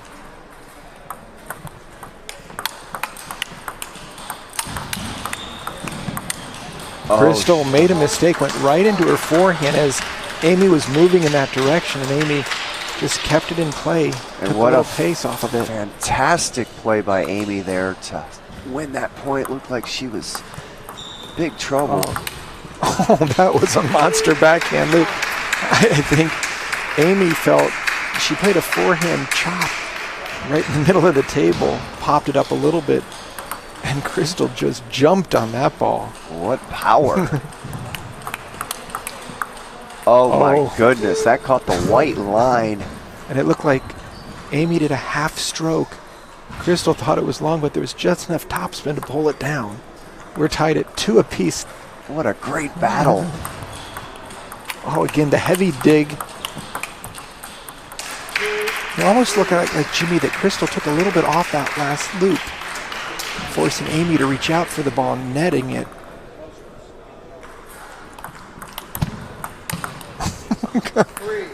Three. That was a nice pop-up. And Amy able to smack through the ball.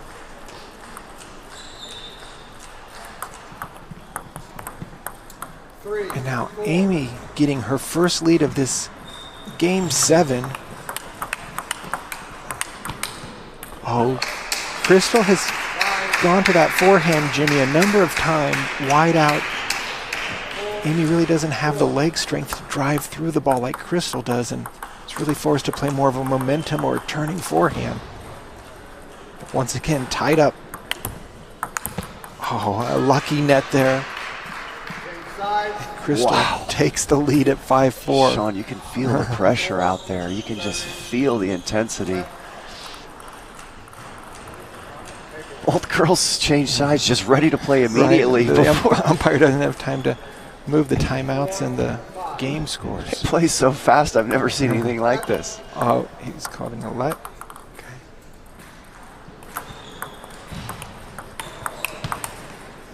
Wow, nice forehand reloop over Crystal's backhand opening. Jimmy, I'm so afraid for Crystal, because if they go into the end of this game with a 1-point differential, Amy just seems to have the ability to play the ball anywhere. Crystal a lot more structured and systematic in the way she opens the point. Nice half-long push. Well, Sean, this is the first time I've really had a chance to watch Amy a full match here, and I am so impressed. Just great table with this sense. girl. Oh my goodness, And she's a warrior. I mean, look at that forehand combination there. Just incredible. And it's really play. tough for Crystal to gauge where Amy's going. She doesn't use so much strength, and when she swings through the ball, she turns her body so effectively. And there's the what a combo there. Just banging the ball back and forth to Crystal. Crystal taking her time, trying to compose herself, and Amy's over there just with a barrage of attacks. Amy's fearless. Oh, and look at that nice drop shot. What an incredible turn of events right now, Sean. It looks like 6-9. This would be a huge upset. Oh my goodness. And now there's 4 match points for Amy Wong Amy Wong, 4 match points. to knock Crystal off the national team and the Pan Am team, and Crystal gets a net to stay alive. And Amy's coach calls a timeout. Well, great timeout, Sean. Great timeout there. Amy has demonstrated previously she can easily lose 3 or 4 points in a row. The most critical point in the match. Amy's going to have the serve, so it'll be interesting, Jim. Does she go full all out with that deep serve right into Crystal? It's backhand and middle that's given her so much difficulty. Crystal's going out to the table before the timeout's over, ready to play, looking a little bit unsure of herself. And you can't blame her. I feel for her right now. I'm so happy for Amy, but I feel for Crystal. It's just, this tournament is so fun to watch because of the emotions going on, and here we go. Okay, so Amy with the serve. They've got the timeouts marked on the scoreboard. 3 match points for Amy Wong. And Amy Wong has done it. She will move into the semifinals and knock the number 2 seed, Crystal Wong, out of the 3rd day of the trials here in a major upset, winning 11-7 in the 7th. What a performance by the young Amy Wong of the Lily Hip Table Tennis Center. Jimmy, your thoughts? Amy Wong, I mean, what can you say? This girl is fearless. She's a warrior. She's just so special to watch. And you can't help but feel for Crystal Wong. Just 2 great athletes, an incredible match. Hate to see a loser this match. I just love both girls. But Amy Wong, wow. What a comeback after having that service fault that really seemed to rattle her. She was able to recompose herself get back and win the 6th game and then come out strong and really just put a number of well-placed winners on the table. And look at the level of USA table tennis on the women's side. Look how talented these young women are out there. It's just incredible to watch. I can't believe the level of play we just witnessed out there by both of these girls. Well, Jimmy, I think what we're doing, we also saw it in Vegas in the junior boys trials when you had Kanak Ja and Kunal Chodri not make the junior boys team, because we got kids at their level, very hungry, well-trained, great support, great clubs. And Amy, just as you said, went out there with nothing to lose, played her game, didn't stop firing from all sides. And Amy just calmly sitting over there, just kind of looking up. Watching some of the matches, and as you mentioned, Crystal with her coach just really feeling the pain and pressure of this weekend. Such a difficult format to really get up and get going, as each day is a new, fresh, sudden death style competition. You know, Sean, we talked about the men. You could have this tournament next week to have 3 different girls. Well, partly true for the women. We just witnessed part of that concept right now. I mean, for Crystal to go out the last day shows how strong the level of the women are, not only from the top, but you go below that. Yeah, the depth right now, and it's, of course, Amy has played internationally for the United States, both in the Hopes program and like mini cadets and cadets, and wow, she's still in striking range. She's going to be playing the winner of the Judy Hugh Tina Lynn match, and Judy Hugh now has 4 match points, up 10-6 in the 6th game. So I'm sure that Amy possibly playing either Judy or Tina won't be any ride in the park, as they practice together. So anytime you play a friend or practice partner, takes a little bit of the excitement out of it, because you don't want to overdo it or show too much. And Judy right now trying to also get into the Final 4, which she does by taking out Tina Lynn 11-6 and 4-2.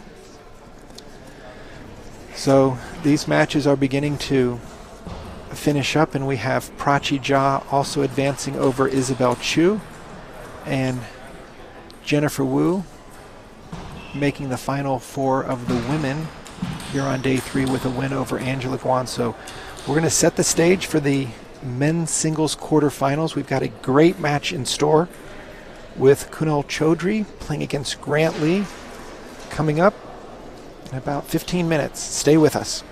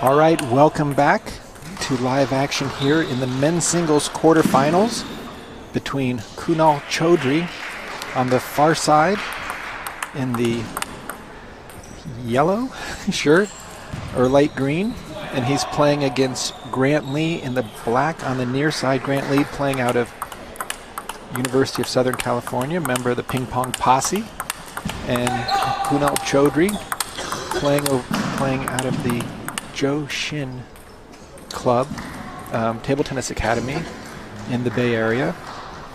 Jimmy, this should be a very tight, competitive, and interesting match with contrasting styles. I really feel that Grant Lee will help extend the rallies and see if Kunal Chodri is going to be able to come back from those very tough losses on day 1 and 2.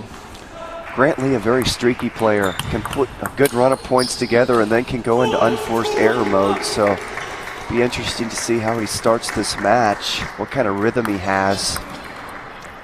See if he can develop some kind of level of consistency, because that'll be the key in this match. He can't just start missing receives like that and making too many unforced errors, or it'll be a long match for him, because Chodri's not going to give you all those unforced errors.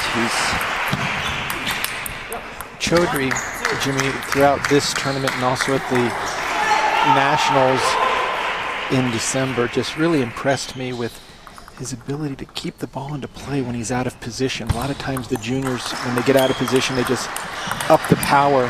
Chodri tends to play a lot softer hands, keeping it in play, forcing you to win points and hit the ball through him, though sometimes he doesn't move all that much.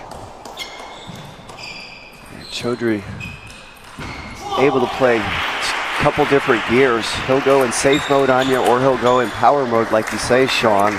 One of the strengths of his game, he can change the pace and play at several different paces. Most guys out here really only have one gear, and if they're on, they play pretty good, but when they're not on, they can really lose games quite easily. Chodri, not that type of player. He's really improved over the last year. The great result at the National Championships, coming second and making the finals of yesterday's competition. We ran into a very determined Jimmy Butler from Houston, Texas. I'm really impressed with Chodri's game since I've played him the last couple times. I really didn't know a lot about him, but he is for real. Such a talented kid. And you know, Jimmy, he's always had a very good table sense, nice decision making, especially over the table, but I think with his recent growth spurt, where he got a lot bigger, he's now really found his balance again. When he steps around, he hits some monster forehand rips. Grant Lee off to a beautiful start this game. So important. And look for at him. that forehand there, just inside out. You saw how he bent his legs and his body movement there, Sean. Just effortlessly able to loop that ball wide to Grant Lee's backhand side there. It's beautiful technique on that shot. And again, able to turn and step around and get that forehand in.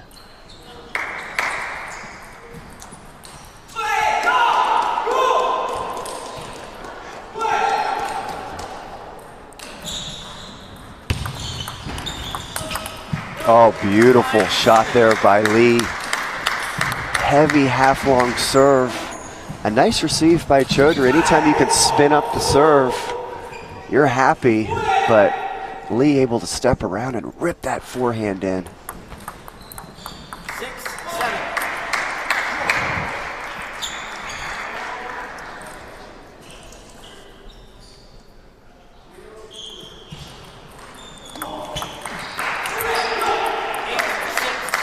You know, Jimmy, Grant Lee gets an amazing amount of speed and spin off of that reverse penhold shot. Sometimes I'm amazed how powerful it can be. That one, he just really missed time, but after he makes big forehand loops, often he'll just continue the power with the backhand side, not really doing the traditional penhold of a lot of footwork and running around.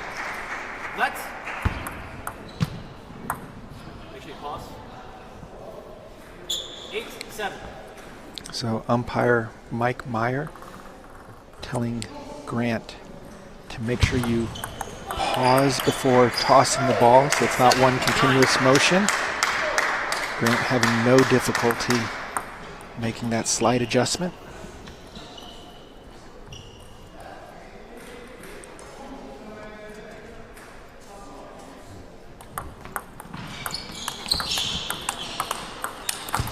Ooh, nice step around there by Chodri. I thought there for a second, Jimmy, that Grant had the upper hand with kind of an off-pace block, but Chodri able to get around.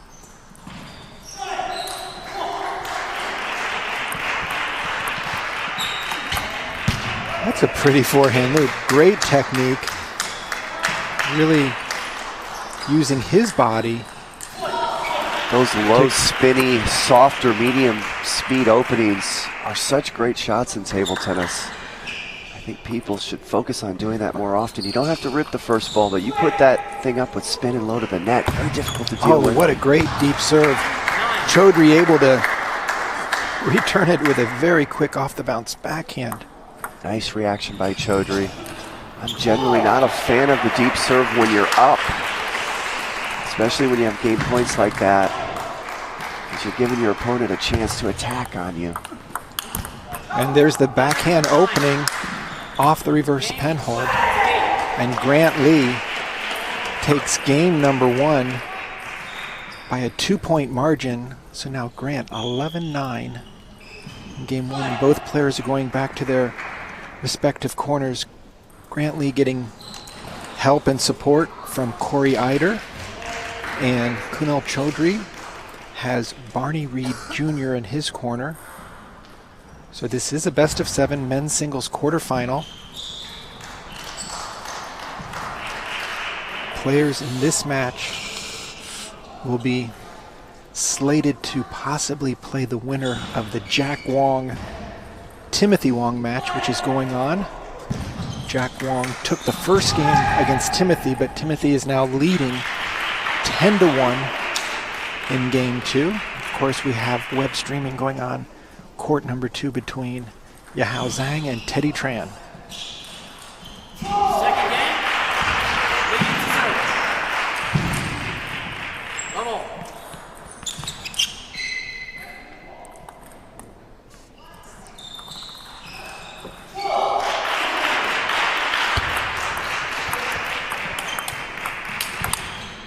Oh, very nice power and patience by Chodri, getting that first big attack in, but then settling down and sustaining the forehand.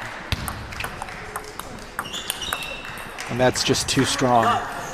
Very nice reloop by Chodri again to break Grant Lee's serve and to go up 2-0.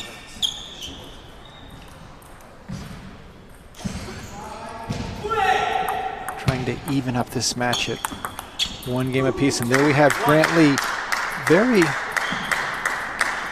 difficult to gauge where Grant is going with his opening. Excellent form, excellent technique.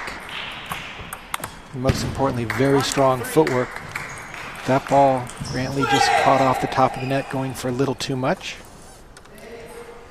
Chodri comes out of the blocks quite strong at 3-1.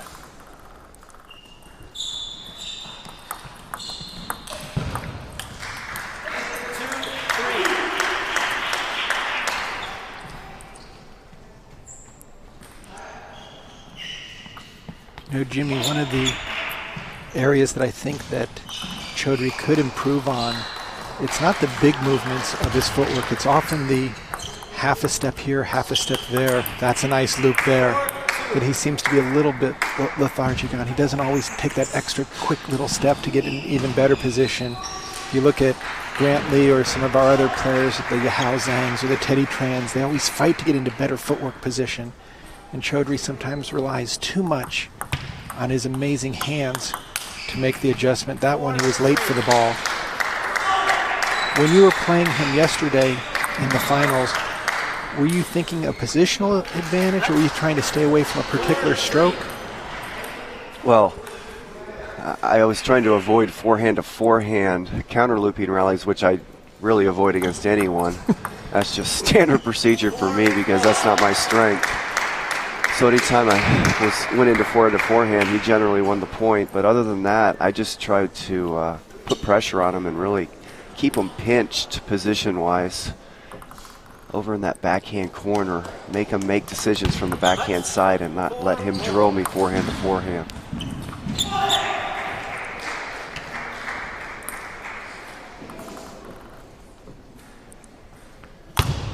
Oh my goodness. That is one aggressive serve. Well, that goes down as the best down the line serve I've seen the whole tournament. And it couldn't have come at a better time.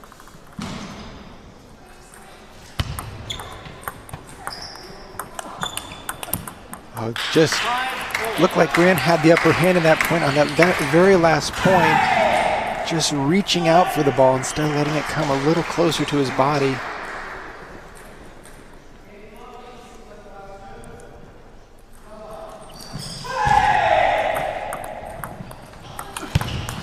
That's a really pretty backhand loop. It has a little bit of side spin on it, so it's breaking into Chodri's body.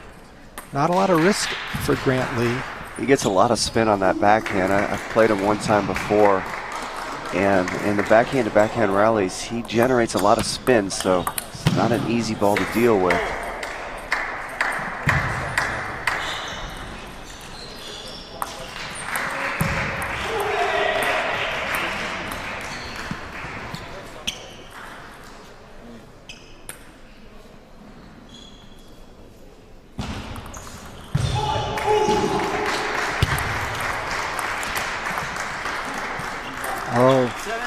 Looked like Chodri was going to give him a little wiggle there. He had the ball right on his paddle, just came in at such a wide angle out to the forehand, knocked it off the side, and once again Grant Lee with a slight advantage, and there's that backhand off the bounce. I don't know. Spinny with good acceleration. Yeah, how he's able to all wrist position his hand to take that ball with such a closed angle. Pretty looking shot when he makes it. Very smooth. And that's just a forced loop by Chodri.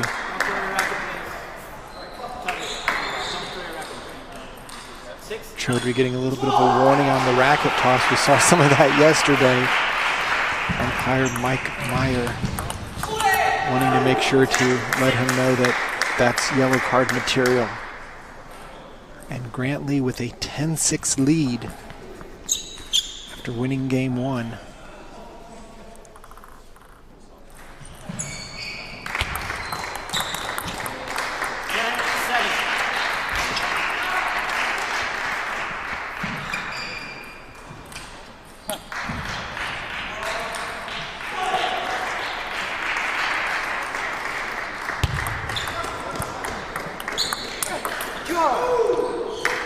And Grant Lee winning the second game with a beautiful forehand loop, wide out to Chodri's forehand. And Sean, what a start for Grant Lee. So important for him to start well this match, for him to gain confidence. Chodri with the superior results of late, but Grant Lee playing just effortless out there. Clicking on all cylinders. I mean, playing for USC, definitely employing a strong college effort. Just, I'm not going to say he's a big grinder out there, but just really coming with his A game and putting pressure on, not stepping back an inch. We know how well Chodri's been playing both at the Nationals and in days 1 and 2 here. Well, Chodri's got to overcome the making the finals the day before jinx, because it's rare that a player makes the finals, we've seen, Sean, and then comes back the next day and actually makes the team. It's so emotionally draining to get so close now. Lily was able to make that happen after losing to Jachi on day 1 in just a tremendous 7-game match where game 6 was 22-20, and then she came back to beat Jennifer Wu. So Lily, the only world top 100 player here, was able to do it. No one else has been able to do it. It took a world top 100 to overcome that jinx. Right, and now Chodri with a little mental break here, serving off. And these are the must-win points for Chodri. You got that right. This is a must-win game, and let's see how he responds. He better come out with everything he's got. And because he generally plays, and you can see the forced attacks that Chodri's doing now.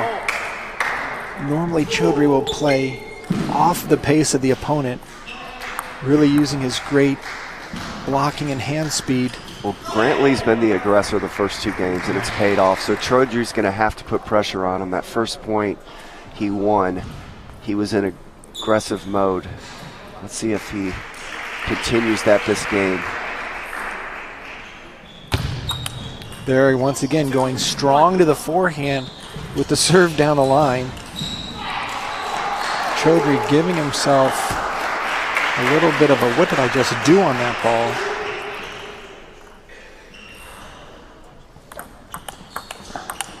There's the backhand. I mean, great wrist action, good top spin.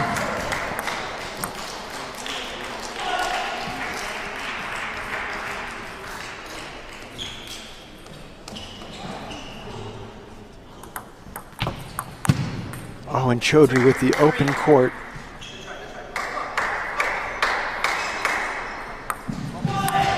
Chodri definitely out of rhythm this match. Definitely looks like he's tentative out there. Grant Lee just playing so smooth. Look at that, nice off the bounce. Chodri trying to make something happen. Grant Lee just nice and easy. Chodri's gonna have to find a way to get the first attack because Grant Lee really clicking on all cylinders. You don't want to become a blocker against Grant Lee when he's playing this strong from both sides. Chodri's got to attack first. And again, just really having his way on the serve and serve return, keeping Chodri off balance.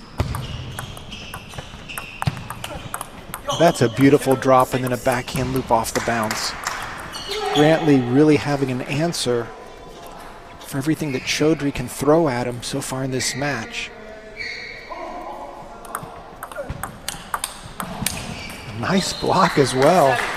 Again, off the reverse penholder side, you'd think, Jimmy, with the backhand penholder, you'd want to just take one on the front and drill it down the line, but he's taking on the opposite side and adding a little bit of topspin. Well, Sean, this is shocking. Grant Lee's dominating. I did not expect this. I mean, Grant has represented the U.S. internationally, so he knows what world-class table tennis is, but as a full-time college student, you wouldn't think that he would have the goods to match up with Kunal Chodri.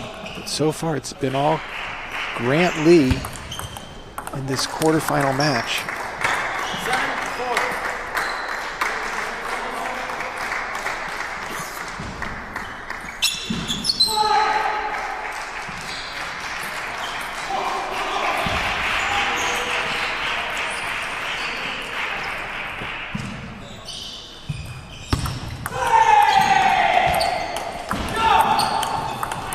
That's a nice play by Chodri. Really took his time. Didn't go for too much, just got the heavy spin in. Chodri staying alive this game, was down 7-2. Let's see if he can find a way to win this next point and give himself some hope.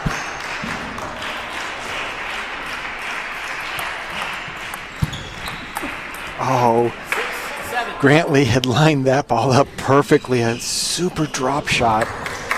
Forced Chodri to play a deep push. Just overhit it by maybe an inch or two. Oh, wow. Chodri, the strength of his legs, pulled that ball down. Just great topspin. Well, what a critical point in the match. Chodri down 7-2 has won 5 points in a row. What a huge game. He has life this game.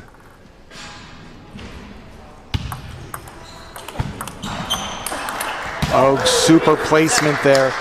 Grant Lee just drilling the ball to Chodri's elbow. I think Chodri knew it was coming, but there was nothing he could do to get out of the way. Grant Lee changing the momentum, at least briefly here. One more serve, leading 8-7. There's a nice control ball. Oh, where did that power come from? I thought he was going to slow spin that ball, Jimmy, and he just ripped through it. That's just a fantastic shot right there. Wow. What a great response by Grant Lee after losing 5 in a row. Made 2 beautiful points there. Held his serve. Put the pressure right back on Chodri. And then you know, Grant Lee's done such a nice job of nullifying Chodri's serve by just dropping him short.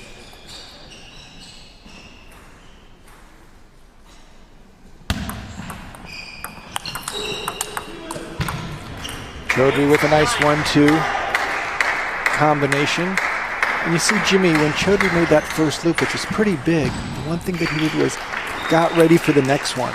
He didn't go too hard and then get off balance, but he was ready for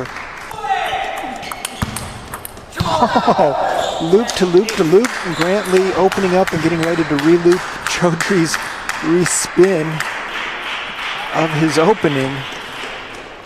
And now, again, we've had upsets galore on table one after seeing Crystal Wong go down to Amy Wong. Now Grant Lee has a chance to extend to a 3-0 lead in this men's quarterfinal match.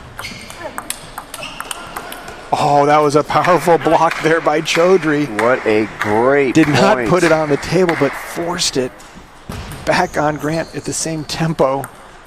And I'm very interested to see what Grant Lee decides to serve here.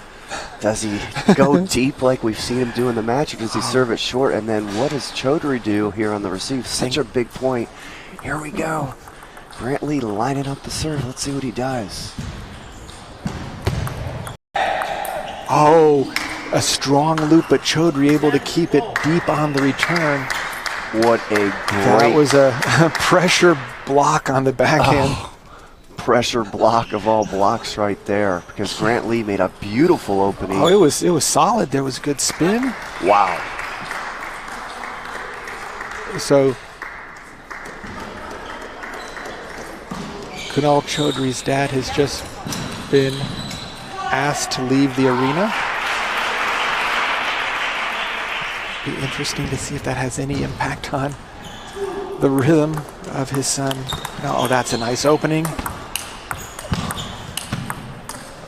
Oh, Sean. What a great point by Chodri. Grant Lee made a critical error tactically. He had a high ball and he looped it to Chodri's forehand, which is Chodri's strength. Should have gone to his backhand. Chodri made a beautiful counter loop, and you saw the result there. And Chodri now was all but dead this game, now up game point. Oh, what a shot by Grant Lee, taking it off the bounce against a heavy opening. Even Kunal had a little smile after that last shot. What a play to even it up back at deuce, 11 all. Fantastic play going on right now. Oh, a redirect off the backhand. Grant Lee taking his reverse penholder backhand down the line. For the first time in the match. What a courageous time to play out to the forehand. And what does Grant Lee serve here? Huge point. Game point. And Kunal Chodri going for the backhand banana flip, catching the edge, and now Grant Lee with a sizable 3-0 lead in this best of 7 men's singles quarterfinal. I mean, this is the upset table, Jim. Wow. What a game there. How disheartening for Chodri.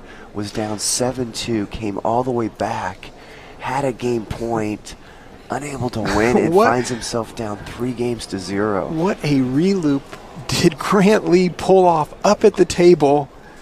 I mean, if that had ball had been probably 3 inches to the right or left in any direction, there's no way he could have made that shot. But wow, that is just amazing table tennis from the Ping Pong Posse member.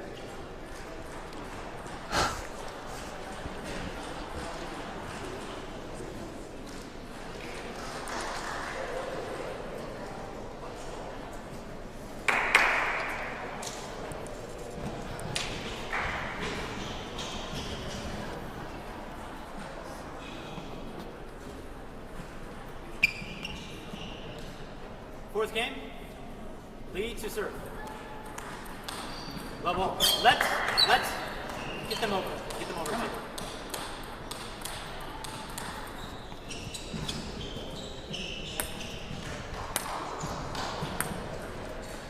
All right, we're back for game 4 of this men's singles quarterfinal at the U.S. national team in Pan Am tryouts in Texas Wesleyan University in Fort Worth, far side, Grant Lee, representing USC, against Kunal Chodri of the Joshin Table Tennis Academy, and fighting for his life to stay alive and do whatever he can to advance in this single elimination format national trials.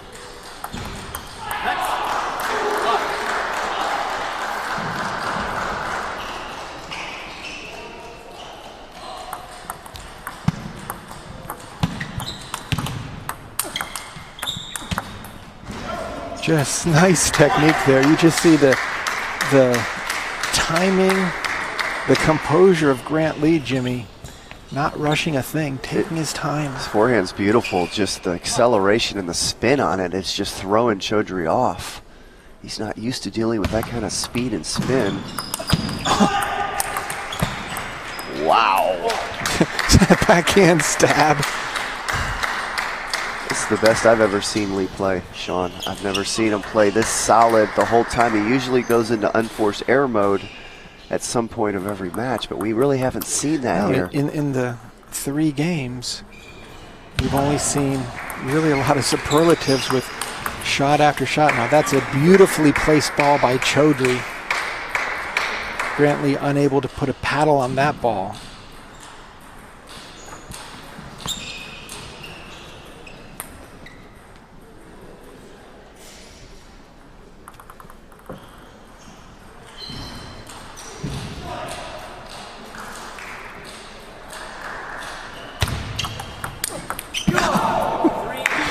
So, great, deep, aggressive serve. Chodri reads it, gets his own forehand in, but Grant Lee able to continue the attack and takes that off the bounce. Seems the better Chodri plays his offense, the more weapons Grant Lee pulls out of his bag of tricks. Oh, nice. Nice serve there by Chodri to get a lead right now. He cannot afford to drop any more games as he is on the brink of extinction here. Well, that's the key for Chodri to get back in this match. He's got to be able to try to open. He doesn't have to open powerfully, but just open with spin, make Grant Lee make these tremendous shots to beat him. But he's got to put some pressure on Grant Lee. He's trying to get more offense in, and that's the right strategy. That's a really tough ball there, Jimmy, when Chodri spins it up and it's deep. It seems like Grant Lee has a very difficult time covering that ball and also going forward at the same time.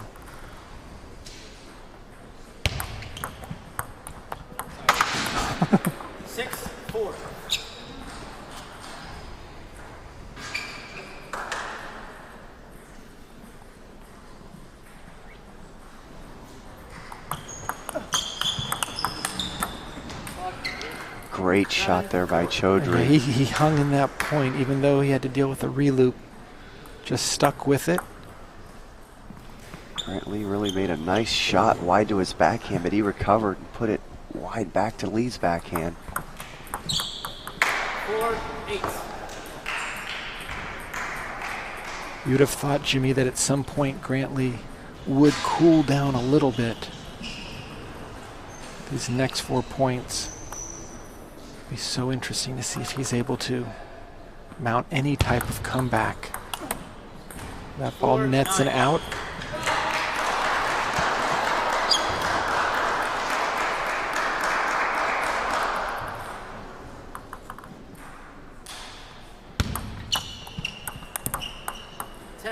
Now, Kunal Chodri with 6 game points to send us into nice forehand loop. Oh, and there's some power right down the center. Game, Chodri. That was fun to watch, Sean, how much power he can get to see his technique and acceleration there. That was a good example of it. And Chodri stays alive, winning that 4th game. Now, he definitely played a bit more offense in that game, and it almost appeared as if Grant was taken back a little bit, didn't go for as many big shots. Chodri moving really well on those shorter returns, getting that heavy forehand loop in.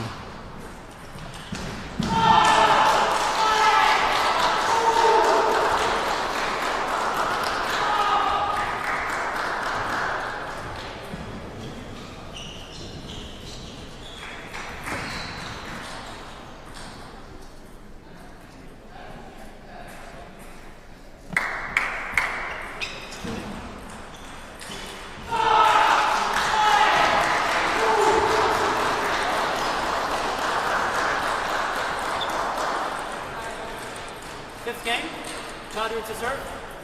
Level.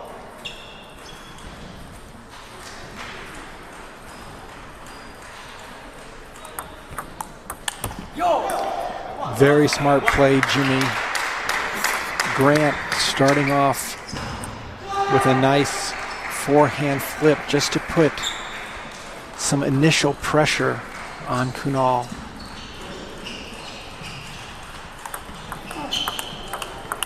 And then Kunal with a deep serve. A little bit surprising there.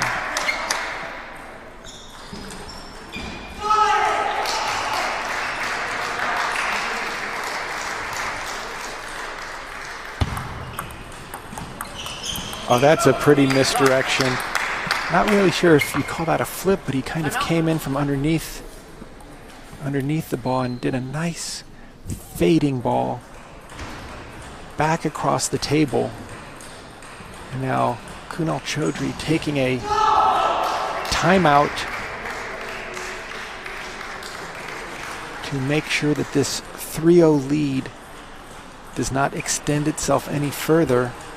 The winner of this match will face Timothy Wong, who just beat Jack Wong in a close 4-1 match, with the last game going 13-11. So right now, Grant Lee in the driver's seat, up 3-1, and coming out of the gate up 3-0 here in Game 5.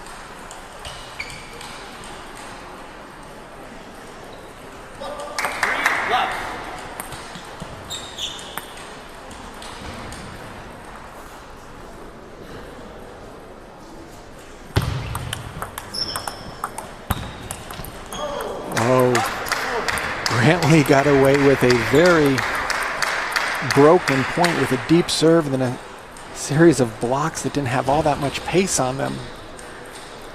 Now Chodri just needing to get on the board.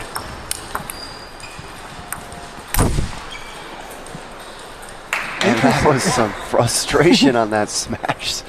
He creamed that with anger. Yeah, I don't know what the paddle hit. Yeah, something happened. Something was hit. Well, I mean, we've got microphones on the net, and I think really just the sound of that powerful wind going past it, it sounded like, but I was looking at the net, Jimmy. I didn't see, he didn't touch the net, he didn't touch the table. Sounded funny, but I don't know what happened. I think it was just the windshield. Oh, and there we have. That's the Grant Lee put away. My goodness. When something like that happens, it almost is like a body blow. You feel it after the effect as well. It's like you realize anything that you put up there that doesn't have something on it, Grant's just going to turn the corner and drive it home. Oh, another. That is a juicy serve. I mean, that ball was going down the line, curving in. Lee is just dominating this match, just totally outplaying Chodri. I think that serve had more spin than Chodri's loop. Just really taking it too. Oh, going to the well one too many times. You can tell when he misses a serve off the end of the table like that, hitting his own side, how deep he's making contact in order to play a deep serve.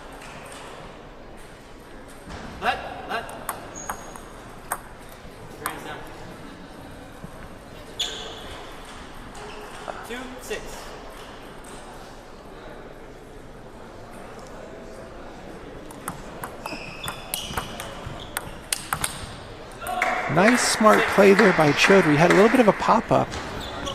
Didn't go mental and try to do too much to the ball, but just got a good backhand swing in.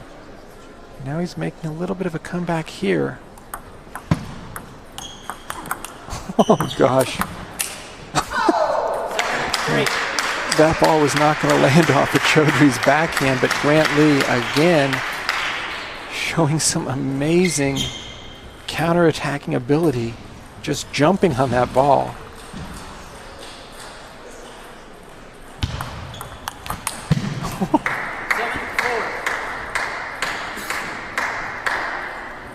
Grant Lee's last 2 serves have been terrible. He missed one outright. That one went way too long. He's got to figure out a way to put his serve on the table and, I believe, get it short. Now these really having a 3-4 point lead, and there it is. He got it short and got the point. So it almost looked like Chodri didn't judge the depth of that ball and is just lunging at it. And Grant Lee once again establishing a 4-point lead.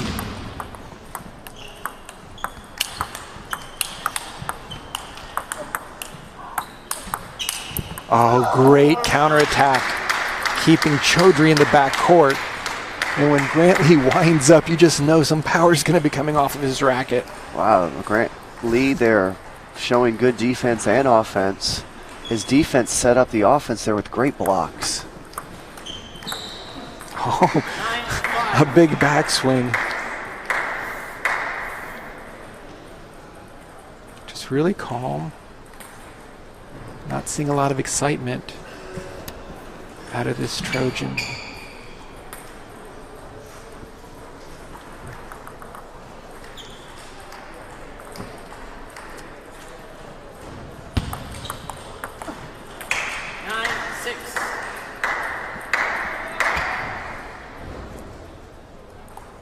Grant Lee with one more serve.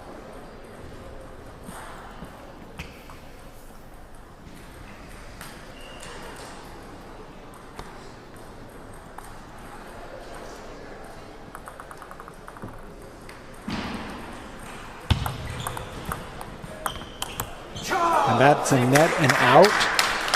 And now Grant Lee will have 4 match points to move into the semifinals of day 3 of the U.S. National and Pan Am tryouts. Let's 6-10.